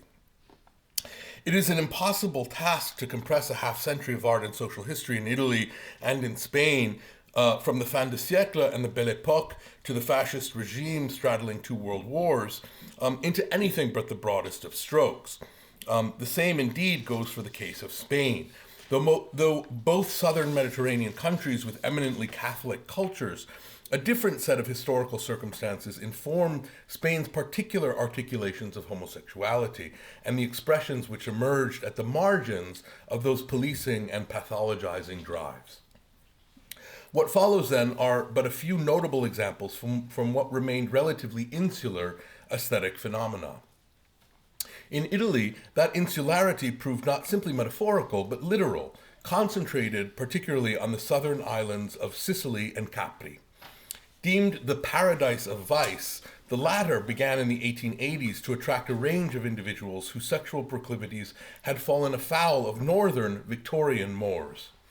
Alongside other British and German expatriates, Uranians, Amazonians, and pederasts also found eventual refuge in what was then the sleepy Sicilian fishing town of Taormina. Capri loomed even for Italians as a site of literary exploration and pictorial projection. The futurist leader Filippo Tommaso Marinetti set his 1918 novel The Island of Kisses, a romantic social novel, on Capri, where an all-male set of international literati seeks to banish women in favor of a pacifist homosexual religion. Futurist works cast quote-unquote pederasty in a mostly insidious light, and the movement's obsession with virility and machismo influenced in no small measure Mussolini's subsequent hypermasculine self-stylings.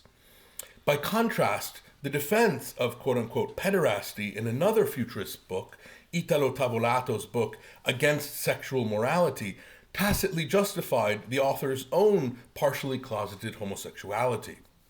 The book notably appears in a painting titled Dance of the Pederasts by the eminently heterosexual critic and painter Ardengo Soffici. Striking a queer and perhaps empathetic note, the painting plunges the viewer into the half-light of a raucous café chantant, with two barely discernible male figures seated together. Soffici described the painting as quote-unquote absolutely modernist futurist, raising all sorts of questions about the purported virility of futurist form at the time. For Tavolato's part, he moved to Capri himself in 1916, until, that is, the 1920s, when he became a police informant to the fascist regime, most likely under duress given his own illicit proclivities.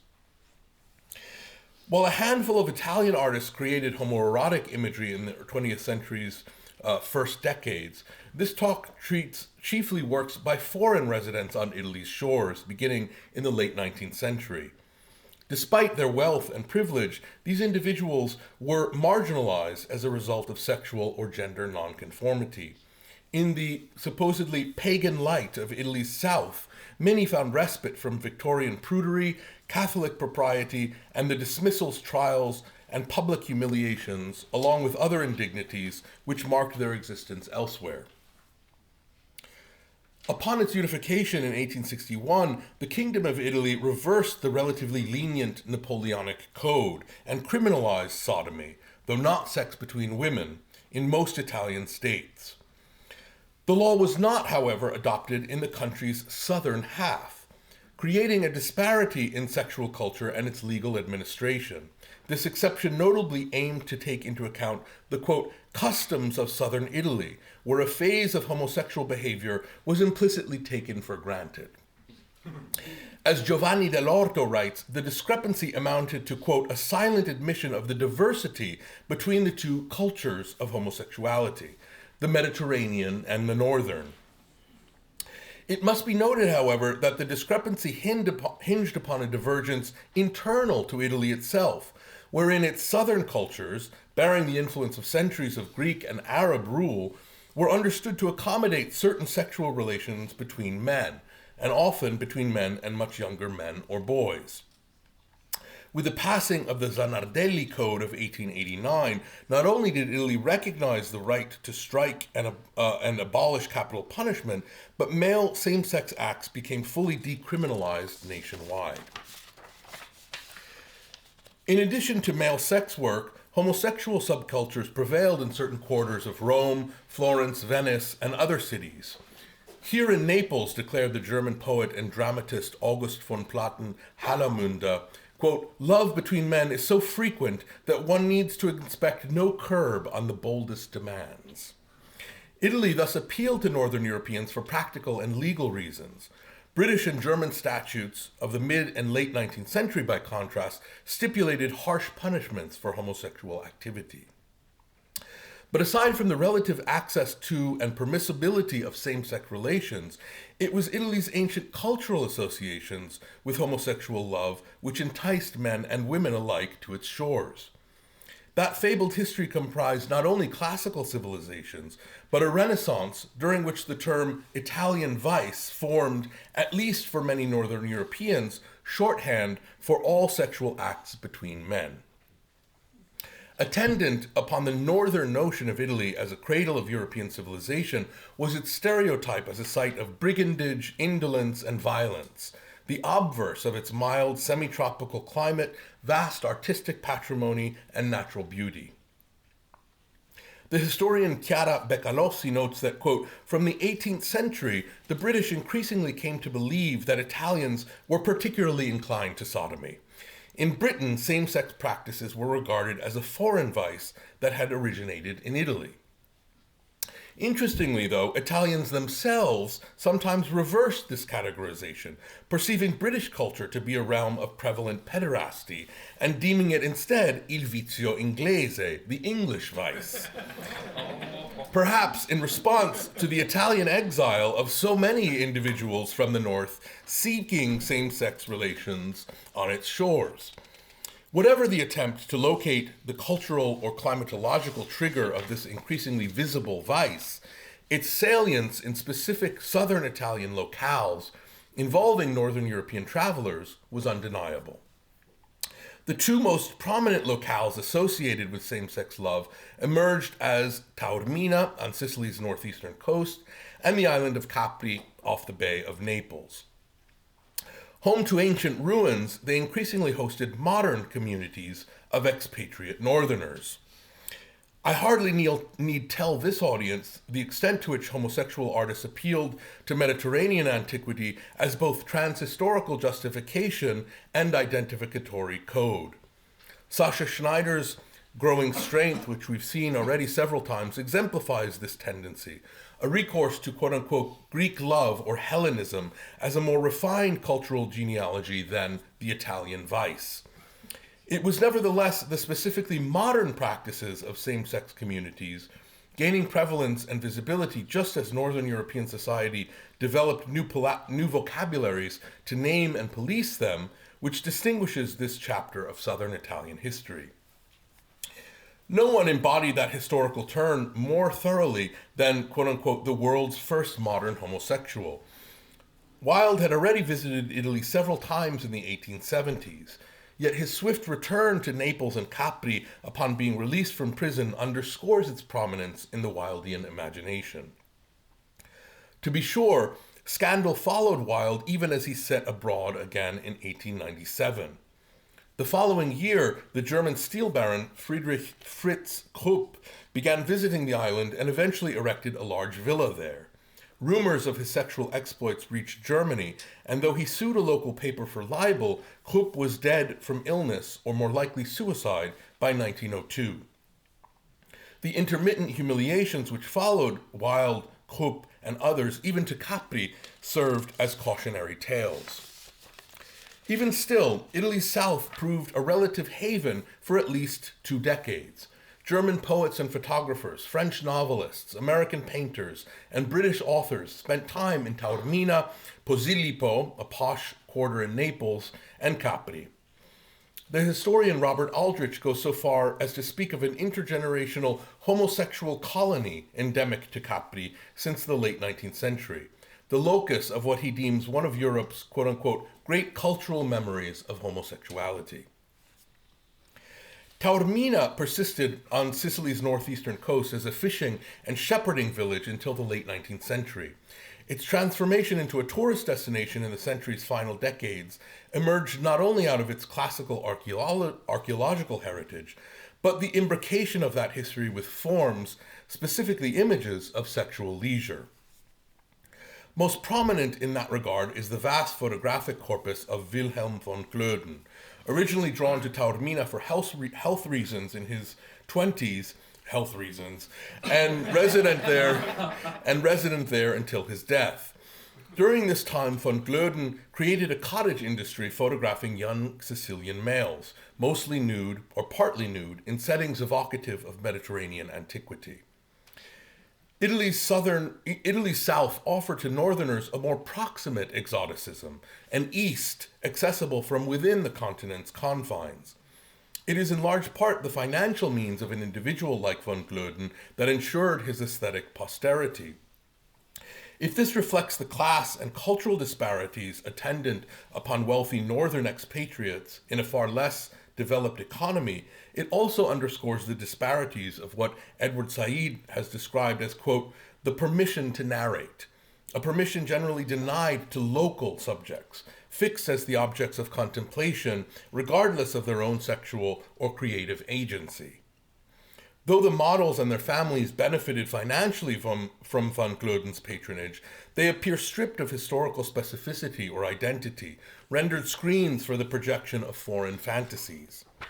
At the same time, interestingly, the wider Taormina community developed a genuine acceptance of homosexual culture and practice, which endured well beyond von Glöden's enterprise. And I think of the second season of White Lotus and its lesbian concierge, perhaps most recently.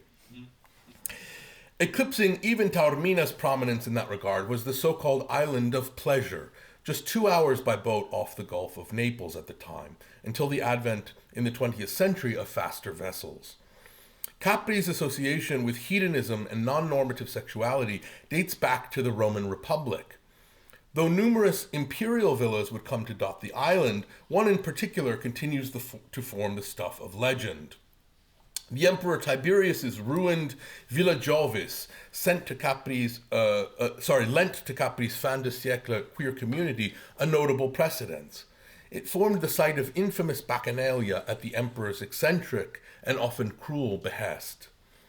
The Roman historian Suetonius reports, in perhaps exaggerated detail, the perversities said to have marked Tiberius's gatherings, including outrageous acts involving young men and boys. Updating this sensualism with at least some degree of self-consciousness was the decadent novelist and poet Baron Jacques d'Edelswerd Fersen, whom we already saw in Kirstin's wonderful talk, the son of a Parisian steel magnate who took refuge in Capri after 1903. A scandal involving pupils from haute bourgeois circles who reputedly took part in extravagant tableaux vivants staged in Fersen's home saw him imprisoned before taking refuge in Italy. Named for Socrates' dialogue on male friendship centered on a youth called Lysis, his sumptuous Villa Lysis was constructed 2 years after his arrival in Capri. The villa's grounds soon came to bear various images of his lover and muse, Nino Antonio Cesarini, a 17-year-old former construction worker from Rome who followed Fersen to the island as his personal secretary with the evident blessing of Cesarini's family. Cesarini's good looks became the focus of commissioned tributes and artistic homages of all sorts. He appears memorialized in statuary, neoclassical works by the sculptor Francesco Jerace and Vincenzo Gemito, paintings such as the portrait by Paul Höcker on the left, as well as Umberto Brunelleschi and various photographers. One photograph widely but inconclusively associated with Cesarini is an image taken by Wilhelm von Plüschow, a cousin of van Gloeden, who anticipated the latter's photographic enterprise in southern Italy, even as his own practice was eventually eclipsed by it. Von Plüschow's image often appears reproduced with the subtitle The Christian Martyr, seemingly confirmed by the nimbus framing the subject's head and his melancholy gaze downward. The wreath of flowers crowning his hair appear to be of the same sort that he grasps in his left hand, most likely white lilies, associated in Christian iconography with the purity of the virginal male and female saints.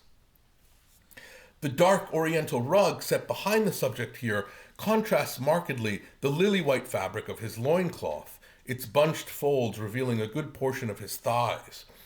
Just as striking as the sculptural qualities of that fabric and the individual's contrapposto pose, the hallmark of classical statuary, is the image's pictorial flatness, redolent of orthodox icons and their attendant sanctity. The halo subtly imposes a kind of planarity upon the rest of the subject's body. His torso and limbs seem to occupy a shallow space more pictorial than sculptural. Some contemporary images which shed light on von Plüschow's photography and its context include The Head of the Youth and Bacchant by the Munich-based secessionist painter Paul Höcker. Bacchant of 1904 depicts explicitly affiliates its sitter with an ancient ephebe, his head turned in profile like the swarthy youth of a few years earlier, who is also included, a version of which is included in our exhibition, and which, as you can tell, graced the cover of the journal Jugend, from which we get the term Jugendstil, the essentially secessionist version of Art Nouveau. Crowned by a golden wreath of laurel, he is set against a wall decorated with grape clusters, which, like the painting's title, identify him as a follower of the god Bacchus, though his red smock and almost bored mien confound any definitive sense of his historical epoch. A scandal revealing Höcker's homosexuality led in 1898 to his firing. By 1904, he was among the numerous visitors to the Villa Lysis. His semi-nude 1904 portrait of Cesarini, which hangs in one of the villa's rooms, draws upon his own head of a youth and Bacchant, even as he renders their eroticism more explicit. The lower half of Cesarini's figure appears covered with a cloth typical of neoclassical academic studies. Yet the drapery is notably pulled down at the right thigh, revealing a portion of the young man's crotch, further highlighted by the splayed fingers placed upon his hip. Höcker's portrait vaguely recalls Hippolyte Flandrin's study, the young male nude seated beside the sea, painted in Rome, and a model for various subsequent homoerotic evocations, including von Gloeden's widely circulated Il Caino, a photograph which explicitly updates Flandrin's image for a self-consciously homoerotic gaze. As we have seen, Mediterranean classicism served as the primary touchstone of most homophilic and homoerotic imagery at the turn of the century. Yet, as evinced in von Gloeden's portrait of a youth in the guise of a faun, bearing the sole first name Carmelo in most records, this classicism often entailed not Periclean idols or Winckelmann's Hellenic ideal, but rather a pre-classical Dionysian vitality. The modern bacchanalia pursued by the northern affluent classes in Taormina and Capri drew upon the subversive strain of antiquity, enhanced by all manner of drug and alcohol-fueled extravagance in many cases. Not all such instances derived from the initiative of men. Resident on Capri in the summer of 1920 was the Marquise Luisa Casati. And there she is at the center in what is one of my favorite images of what has to be the prototype of the 20th century diva. An aristocratic socialite of Italian extraction who had established herself as muse to the European avant-garde and demi-monde at large. Casati and Fersen enjoyed smoking opium together, and her time on the island saw her host elaborate parties at Axel Munte's, a Swedish expatriate, his Villa San Michele, with numerous gay and lesbian invitees in attendance. A staggering number of artists had already represented the eccentric divine marquise, as she was called, with the American painter Romaine Brooks counting among them.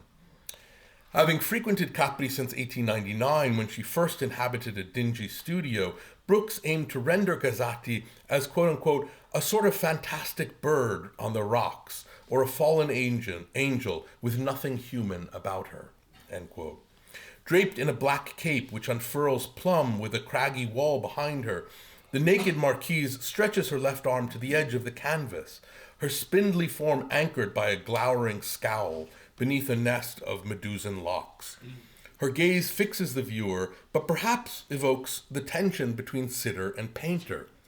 Though they shared a former lover in Gabriele D'Annunzio, the leading ladies' man of the day in Italy, Brooks and Casati's rapport undeniably informs the image's smoldering energy.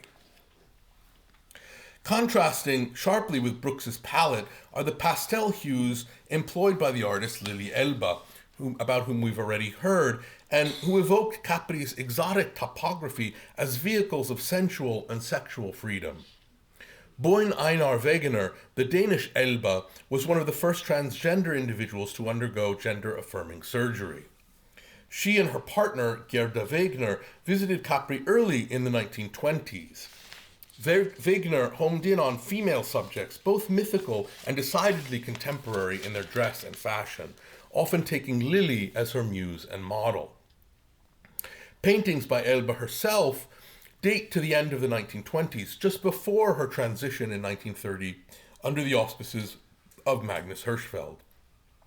The rich pink palette of her 1920s scenes, among the last canvases she would paint, not only document a temperate climate, but evoke a self-consciously feminine sensibility, particularly as contrasted with the tones of her previous work. This same year, Italian police raided the Roman apartment of the scientist and gay rights pioneer Aldo Mieli, a presage of persecutions later visited not only on other Italian Jews, but on Hirschfeld's circle in Germany, about which we've already heard. Mieli had founded the Italian Society for the Study of Sexual Matters, forerunner of the modern Italian gay liberation movement, until his exile to France in 1928. Luca Provo writes, quote, "For the liberal politicians of the Kingdom of Italy, as well as for the fascist regime that followed, homosexuality simply did not exist," end quote. This is only partially true, however, for non-normative sexualities pose perceived threats to the reproductive clockwork of population growth and cultural health alike. Obsession with the fecundity of the Italian race formed a cornerstone of fascist policy by 1927, with officials exacting nearly double the income tax from unmarried men, and persecuting others with worse measures still, to say nothing of the mothers whom it celebrated and prized for their reputed fecundity. The fascist secret police turned to their advantage Italo Tavolato's aforementioned defense of pederasty, coercing him into informing on other sexual deviants. The spaces of nonconformity, like Capri and Taormina, once represented for sexual minorities, began to dissipate as the regime's cultural and juridical policies tightened. Though van Gloeden was permitted to keep photographing until his death in 1931, the police challenged the circulation of some of his images in 1933 and again in 1939 in the name of public decency. Robert Aldrich writes, quote, "The heyday for the tourism of the littérateurs and would-be writers, wealthy expatriates and men of leisure, homosexuals and lesbians in Capri was eclipsed. Foreigners still came, but their behavior was more guarded. Revolutionaries and scions of royal families were less welcome in Mussolini's Italy than in previous times," end quote. A painting by the Spanish artist Gregorio Prieto waxes nostalgic about those bygone days, as a crescent moon wanes over a seaside nocturne. Honeymoon in Taormina depicts life-size wooden artist mannequins seated in a tender embrace. Prieto had studied for the previous 5 years at the Spanish Academy in Rome, making at least one memorable trip to Taormina. Other academically trained artists, like the Granada-born Gabriel Morcillo Raya, had already smuggled homoeroticism, barely concealed, under the guise of other iconographies. In Raya's case, that of Orientalist genre painting. It is significant that, unlike Italy at the time, Spain's extensive colonial past and present, including North Africa, provided a further exotic screen for the projection of European desires, queer and otherwise. The Moorish motifs from Morcillo Raya's native Andalusia provide the context for works like the Bacchics and Slaves from mid-1920s. As Juan Vicente Aliaga discusses in his incisive essay for our catalog, Morcillo exhibited the latter canvas at the Spanish art exhibition in Nazi Berlin in 1942, to great acclaim. Private sentiment and potentially subversive sexuality evidently counted less than Morcillo Raya's stature as a well-received society painter. Prieto's honeymoon in Taormina trades sentient beings for posed models, whose ostensible genderlessness bespeaks a more coded union. The only thing which differentiates them, amorous even in their inanimacy, are a pair of white sailor's pants on the figure at right, who holds a red carnation between two fingers, its color rhyming with a small bird in the painting's lower left. Prieto's figures are further doubled by a classical statue cut off at the waist, its sex barely concealed by a stray vine of ivy, his toppled head turned away from the picture plane. The scene's conceits of masking, eclipsing, and not seeing contrast strikingly with its evocations of desire, afforded not only under cover of night, but in a locale long known for its tolerance of same-sex love. Another painting from the time, Taormina Ruins, depicts a sleeping sailor set in Greek ruins occupied by a pair of other sailors, plainly the erotic objects of the figure's dream. Prieto himself frequently dressed up as a sailor on the streets of Rome and Naples, posing performatively in suggestive same-sex couplings. Sailors form a common erotic motif in the imagery of his close friend Federico García Lorca and other queer members of Spain's Generación del 27, the generation of 27, including Luis Cernuda and Vicente Alexandre. And the art historian Rob Lubar, I couldn't help including this, once dismissed Prieto as the Spanish Paul Cadmus, which I absolutely love. Despite the unprecedented headway made by Spain's first democratically elected republic, 1933 witnessed electoral gains by the country's right wing, followed in 1936 by a full-fledged fascist coup against the government by General Francisco Franco, which would soon see in 1936 the apprehension and murder of poet and real epicenter of queer Spanish sentiment and expression of the Spanish Republic, Federico García Lorca, whose friendship and artistic collaborations with Dalí would see not only an incredibly fertile exchange of ideas which completely dynamized, even revolutionized Spanish modernism between the wars, but also a frustrated love affair between them.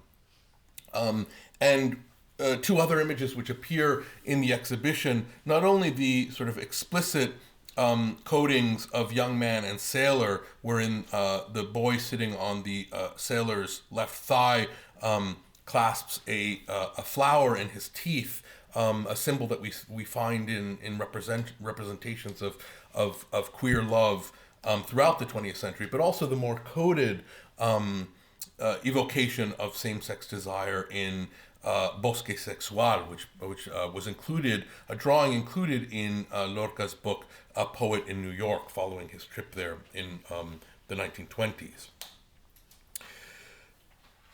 Prieto notably came to exhibit Honeymoon in Taormina at the Spanish Republic's pavilion for the 1937 Exposition des Arts et Techniques in Paris, where Picasso's Guernica and other works sought to rally the world to the side of the embattled Spanish Republic, in the shadow, it should be noted, of the looming Nazi pavilion just meters away. Political and social circumstance in Italy by this time had turned even further reactionary, rendering Prieto's Taormina idol a melancholy remembrance of liberties since lost. Yet it is striking that while most of his Republican contemporaries exhibited in Paris depictions of besieged civilians, valiant soldiers, or distraught mothers, Prieto selected this image from his oeuvre to stand in for Spanish dignity. As Mussolini's forces helped to strafe the civilian population in Spain, Prieto's Honeymoon in Taormina evinced not simply a bygone Italian Arcadia of sexual freedom, but wider social advancements now hanging in the balance. Thank you so much.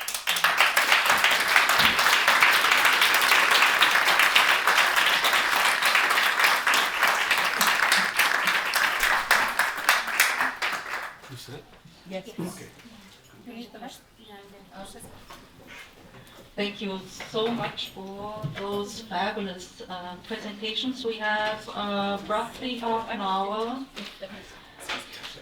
for discussion while everyone's getting ready with their amazing questions. Maybe I have a quick first one. Thank you so much. So I was wondering about the European queer culture before 1900 or around 1900, because there are obviously people who could travel, right? A couple of people popped up in different locations, but I started wondering about circulation of images, of journals, of the paintings even, because it's Europe, there are language barriers, so it's not quite that easy. Do you know how that worked? How would someone who's in Sweden even know about Paris or Sicily? Yes. For Swedish artists, they have been going abroad for many decades. In the late 19th century, they would go mainly to Paris. In the 1890s to Berlin, and then back to Paris again from the early 20th century. So I think that was the main source for inspiration, and also a lot of correspondence. They would write back, they would send images back, photographs of images they saw, describing exhibitions. So I would say that the knowledge about the avant-garde art was quite early in the outskirts of Europe as well, not only in the center. But the interesting thing, I think, is to how they were perceived, how it was welcomed in those countries, and how it was adjusted, so to say. Because the modernism from Paris or from Germany or from wherever, when the Nordic artists went there, they would bring back a different version of it. They would not copy it, but they would adjust it in different ways. So it's a different version of the modernism, I would say, that is gathered through being there, but also through journals and photographs and correspondence and papers. And very often it's a more moderate version of the... they would see Claude Monet, but they would not paint like Claude Monet. They would wanted to paint like the bourgeois paintings that would sell a lot, and I would want... The only thing I hate reinforcing the centrality of France, but certainly there was an international art scene there that then was diffused everywhere else. The only other thing I would add is the print culture of the time was massive and easy to forget today, I think. But I find that the archival research that I've done has been focused on either correspondence, of which there is a great deal, but also tons and tons and tons and tons and tons of art journals, art newspapers that always had a section on art, and there was a lot of reproduction of the works there as well. So the print culture is spreading that around, and then lest we forget things like the World Columbian Exposition that had a big international presence, and people got to interact with each other and see works that they wouldn't otherwise, and then again reproduce them. So those would be the things I would add. I would just echo Kirstin's, I was going to bring up print culture as well, and I think I've written elsewhere about the importance of print culture for homosexual subculture formation in Europe. I would add that I think oftentimes these images circulated even beyond Europe. The wonderful Sasha Schneider feeling of dependency that's in the show, which I'm sure I think it was shown a bit earlier. It's an incredible, unforgettable work. Found an example of that reproduced in an Arabic language publication in Syria and Lebanon in the early 20th century. And so thinking not just about the circulation of these images as reproductions within European arts and aesthetics magazines, but also much further afield in the Near East and Far East. I suppose I would just echo everyone's. I mean, Paris obviously formed a huge, inevitable epicenter. Although it's interesting that Pietro, while in Italy, actually turns to the work of Giorgio de Chirico, a sort of local Italian painter, and adopting aspects of metaphysical painting, particularly kind of, his uses of the mannequin for de Chirico were kind of willfully dehumanized. Double of obviously a human body, but that ambivalence with all of its sort of esoteric philosophical codings becomes very much a sort of embodied displacement of sexual desire for and obviously sort of androgyny for a painter like Pietro. In terms of a figure like Van Gluyden, I'm not certain how widely they circulated, but I assume that because they're photographs. They circulated much more widely, and he eventually did have a kind of cottage industry for selling internationally. So I suppose it depends on the genre, but yeah, it's incredible. I think what I found so fascinating in the talks is there especially with queer work, there's a disparity. Not only always attended on our history is the idea of who saw this and where, right? How was it received? Was it simply an old bourgeois public going to the salon, or was it reproduced, etc.? And the way in which the queerness of some of these works and scandal further conditioned those elements of circulation is something that it's so interesting that it comes up in every single national case. That not only do you have the oftentimes enforced encodings of the closet in the image itself, but then its circulation and distribution is further, there are these further contingencies on how it's received and by whom. Yes, I'm going to follow with my question. Thank you very much for your very rich presentation. Of course, we deal with Europe, which was very diverse, and we have this diversity here as well in your presentation, but especially I'm concerned with the legal diversity and the issue of criminalization, but before the Nazi came and the fascists in Italy. So would you like to comment or give an example about the impact of the criminalization of homosexuality in your context that you studied, not only on the lives of artists, but also on the representation, the impact of the criminalization on the representation, visual representation. Sometimes from the exhibition and from the images, beautiful images usually that we looked at, we deal with this queer aestheticism, very high art queer aestheticism, but we know that on the ground this was a very harsh reality for many people, including artists. So my general question, I know it is too general, is the impact of criminalization on artists' lives and on the images. Thank you. Keep this. Can you give it a shot? I mean, I must speak briefly to, you know, it's complicated and complex because even that record is oftentimes obscured, right? Did Italo Taborato, after writing this extraordinarily sort of open book, right, in which he not only sort of defends sexual immorality, but also something like pederasty, did he become an informant for the fascist secret police willfully or willingly or involuntarily, to put it mildly or euphemistically? I think the impact of criminalization has all sorts of repercussions that the record itself doesn't always attest to in a straightforward way. Obviously the criminalization and the changing of codes, some of which after the fascist period in Italy remained on the books, even into the post-war, as I know is the case in other countries as well. In the Italian case, even an individual like D'Annunzio, who was incredibly, this sort of leading ladies' man and a pilot in addition to a poet, and in many ways a kind of prefiguration of Mussolini, his circle in Trieste, in sort of irredentist Trieste, which the Italians sort of tried to reconquer, there was this individual Guido Keller, who was not only a proponent of yoga, but also openly queer. And how that changes under fascism, obviously, all sorts of not only of criminalization, but I think often, most of the time, really just a kind of silence, right? I don't think there are that many sort of openly, kind of open witch hunts against fascist artists. They oftentimes just self-censored. So I'm not sure if there are any sort of spectacular cases of criminalization of which I can think.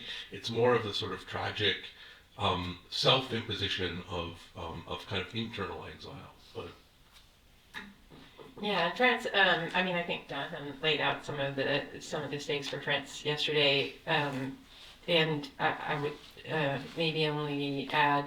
As I mentioned earlier, the Fersen case and the Wild case were quite a big deal in France and widely discussed amongst the queer and trans artists, as I'm going to call them. But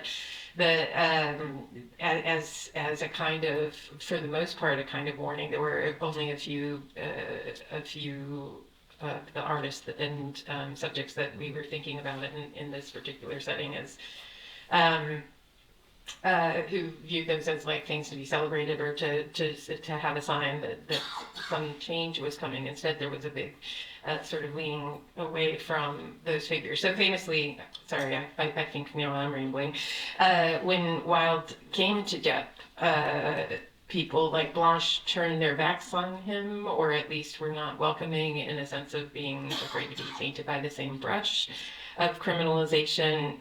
In the French case, class was the key. That's why Fersen was both imprisoned and then able to create a different life for himself. People were interested because bourgeois children or youths were involved, and so that was much more likely to be criminalized in that scenario. Meanwhile, working class people were assumed to be sexually available, so that's a really important part of the class system. And Jonathan mentioned that with the image that I showed also of the laundresses. But regardless of gender, working class people were thought to be sexually available to anybody who was bourgeois or aristocratic. And I would add models who are, if your model is not already an established person, that model is also perceived to be available. So every time we're looking at a painting of a model who's in a position they may or may not want to be, right, we have to think about the power dynamics and the class dynamics that are in place there. All of which were only criminalized if a complaint was seen to be about a particular kind of act and with people from a particular class. So I think the criminalization thing actually has been worse in some ways in the 20th century in terms of strictness in France, but perhaps slightly more democratic. I'm almost hesitant to say that. Thank you. Yeah, looking at the Nordic region, I actually found one artist in Denmark who got expelled for having sex with men in public in Copenhagen in the 1840s already. And he was expelled to Germany and could not stay in Denmark anymore. So, but apart from that, you don't find a lot of artists in the criminal records, but there are actually a few. And sometimes images were used as, in Sweden, were used as evidence in the trial. So, for example, an aristocratic man, von Platen, he went to Taormina to visit Willem von Glöden. And he brought with him a young man that he employed for that, 15 years old. On that travel, and Willem von Glöden, he got a commission to photograph this young boy. And when they came back to Sweden, von Platen was in a trial for this, and taking lots of photos of other young men in different kind of sexual situations. So today these images are in the police museum. Because they were held as evidence and they were used against him in this trial and got him convicted as well. And another aspect of this is artists that would go to France because the laws were more liberal in France. So there's another example, actually a friend of Eugen Jansson. Because you can imagine that an aesthetic like that of Eugen Jansson with the naked men in the bathhouse, a place where a lot of homosexual scandals would take place at the time, his paintings and sketches and photographs and everything could be used as evidence against him in a trial, but it never was. But a friend of him, Nils Santesson, he ended up in a trial and he fled from Sweden and went to Paris instead, where he got part of the artistic circles there and painted instead. So it definitely influenced a lot on how people live their lives. But also the aesthetics, I think. I mean, it's kind of a balance to keep. Thinking of Eugen Jansson, he wanted to devote himself to these naked men and the bathhouses, but still be on the right side of the law. So it's a kind of a dynamic that also influences the aesthetics, I think. Yeah. Yeah, I would say, I mentioned paragraph 175, which was the anti-sodomy code in Germany, and there was no equivalent law for female homosexuality. I would say, just like as Kirstin said, prosecution under the law was varied based on class, based on where in Germany you were. So the Berlin police tended to be quite tolerant when it came to same-sex desire, gender nonconformity, and in fact, in the 1880s, the police chief of Berlin, named Leopold von Merjian, began taking tours of people who were visiting Berlin around to the gay bars and clubs in order to show what a policy of tolerance might look like. So that's, not to say that people weren't prosecuted or arrested for homosexuality in particular. Absolutely, that was the case. As long as paragraph 175 was on the books, it was always a threat. I will say that two noteworthy cases of artists who fled Germany because of fear of prosecution. Sascha Schneider, who was threatened with blackmail by his younger lover and student Helmut Jahn, had to resign from his post in Weimar and fled to Italy, as well as Paul Kucker, who Ara mentioned. He used a young male sex worker as the model for his Madonna painting, which was discovered by the public and was a big cause for outrage. And so Hooker also fled to Italy. But oftentimes, when we see scandals, big scandals in the press, those are people of high social class or status, social standing, and we have to think about the sort of sensationalist, valence of a lot of this press coverage as a way to sell newspapers and magazines. There are a couple of questions. Thank you all so much for your great presentations. I guess to continue this conversation in relationship to class, Professor Merjian spoke of the Femininelli, and so as belonging to lower class communities, and so I'm wondering if perhaps you could talk a little more about this relationship between gender, nonconformity, and class. Wow. Yeah, that's a great question. It's interesting because there's a lot of particularly in the increasing kind of visibility of trans lives worldwide, but also in Italy, there's been a reprisal of Femininelli as a phenomenon in Italy, worthy of study, but also a tradition, a social tradition that is ongoing. There are festivals dedicated to it in certain neighborhoods of Naples. There is a recent documentary on it by a terrific trans artist named Summer Minerva. So it's still a living phenomenon that I suspect. I'm not sure the extent to which it is still bound up with a kind of subaltern class status.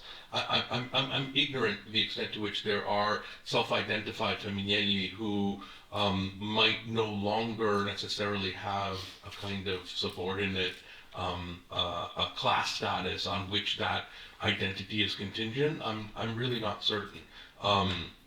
But it's very interesting that it has this continuity, at least from basically the sort of early Baroque period, at least in representations, up through the present. But it's a terrific question because it does really sort of get to the heart of how identities are always inflected with other identities, right? So it's not just a kind of sexual minority, but it's further inflected by questions of class, which in Naples it was and still is obviously very much a real sort of part of the urban fabric of the city. The history, the role of the Femininelli, absolutely incredible because of their value as community members, as sort of auspicious beings, which in some ways, interestingly enough, kind of reflects different elements of the Berdache or Two-Spirit role in Native American cultures. But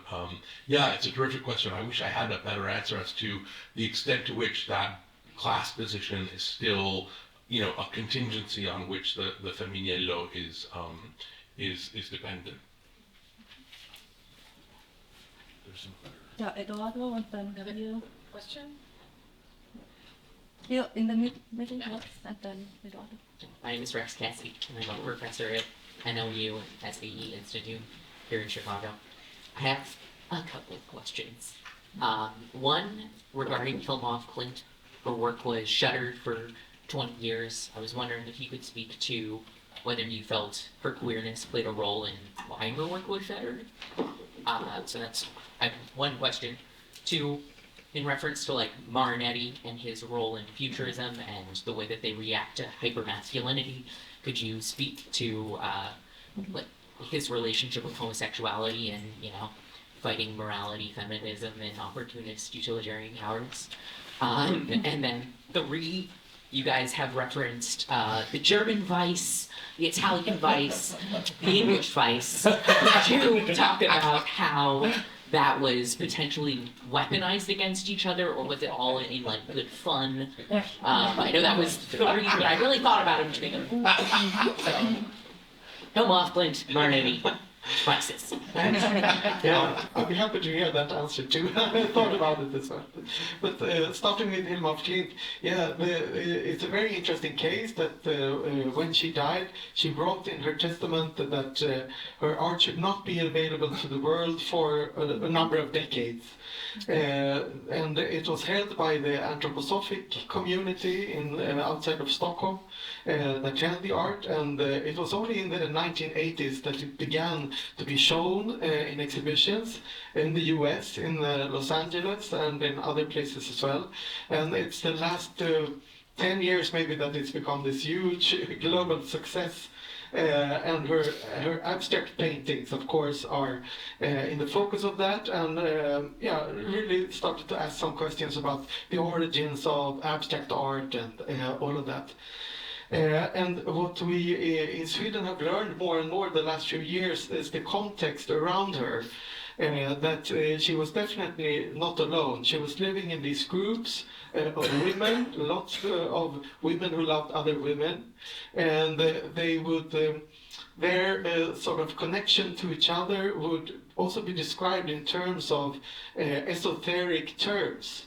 How they would connect, not in biological terms, but in sort of euphemisms of how they would integrate with each other, or in a quite physical way, but still in a very abstract and spiritual way. So actually, I don't think that. That her sexuality was part of the art not being shown, but also it was not known until just a few years ago.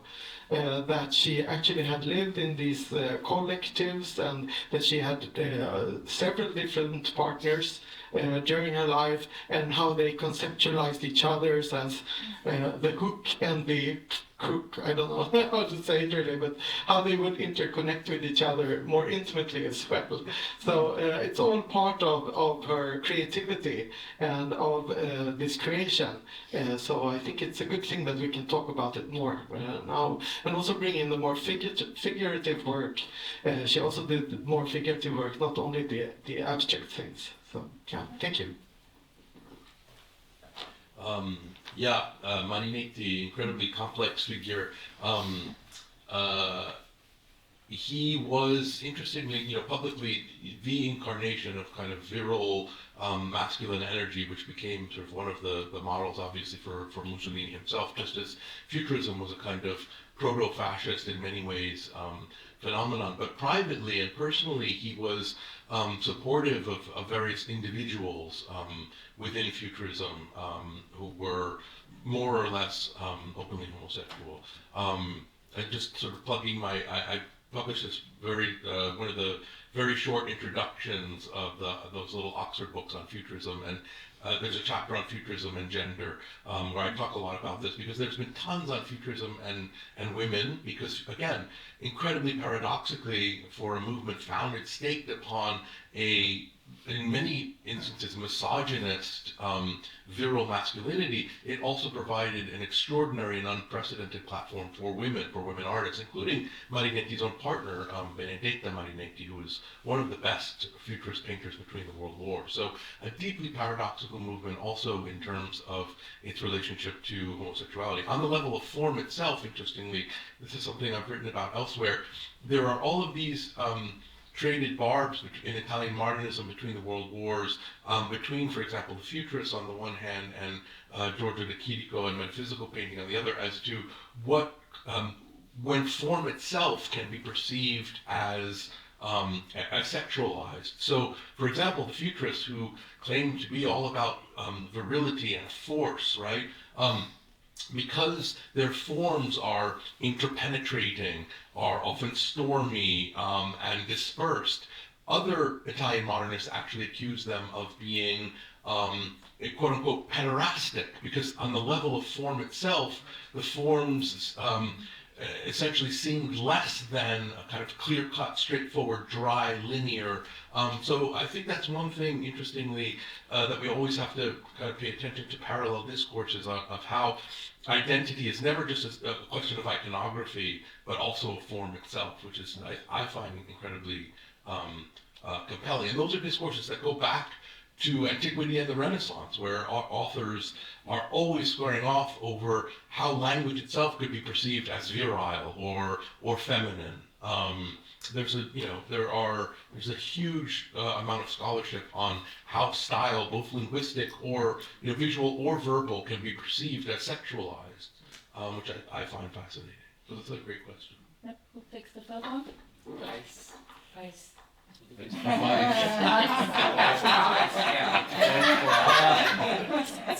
I mean, my thoughts on the third question are that I think the nationalities change, but the operative word is lies, right? I mean, I would say it's rarely offensive and almost always defensive as a way to say, well, the call was not coming from inside the house. Right? It's not us. It couldn't be us. It's not in our nature. It's something that is being imposed upon us by someone else, by an other, by an outsider.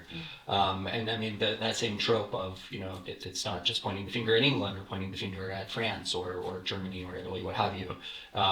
That's also something that, I mean, especially with the sort of the colonial period, that's something that increasingly becomes part of the rhetoric when talking about the role of sexuality in the colonies, right? It's something sort of comparing homosexuals in Germany, for instance, in my case, with so-called primitive peoples and colonies, something that is not native to a healthy Germany, but is actually being imposed upon it from the outside.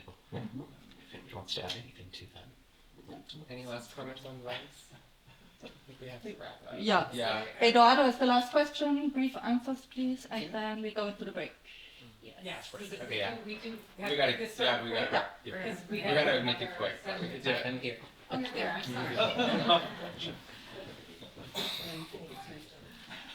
Thank you. Yeah, I just want to insist on the class thing, and yeah, approaching from a queer Marxist method, maybe thinking on the socioeconomic conditions of queer people.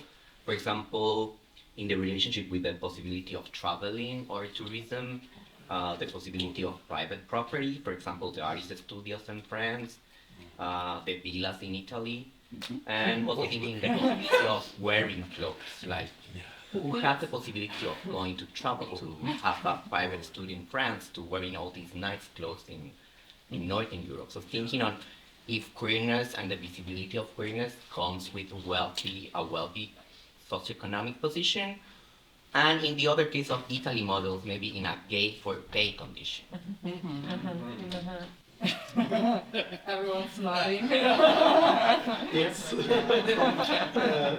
Yeah, of course, with the Nordic, almost all of the Nordic examples that I brought up, a lot of them came from bourgeois family or aristocratic families. So of course, that is.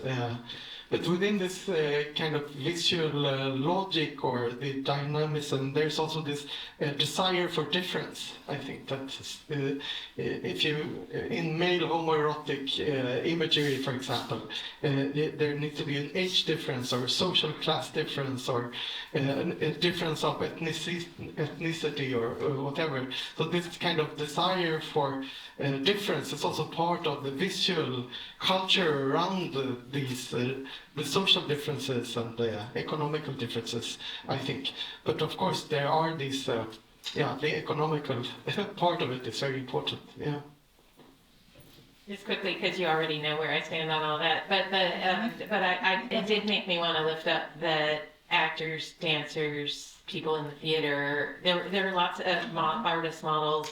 There were avenues for agency for people who weren't just gay for pay, but also just gay. And that environment of opportunity, despite social and social economic status being low, offered opportunities for people who otherwise wouldn't have them. And I think that's important.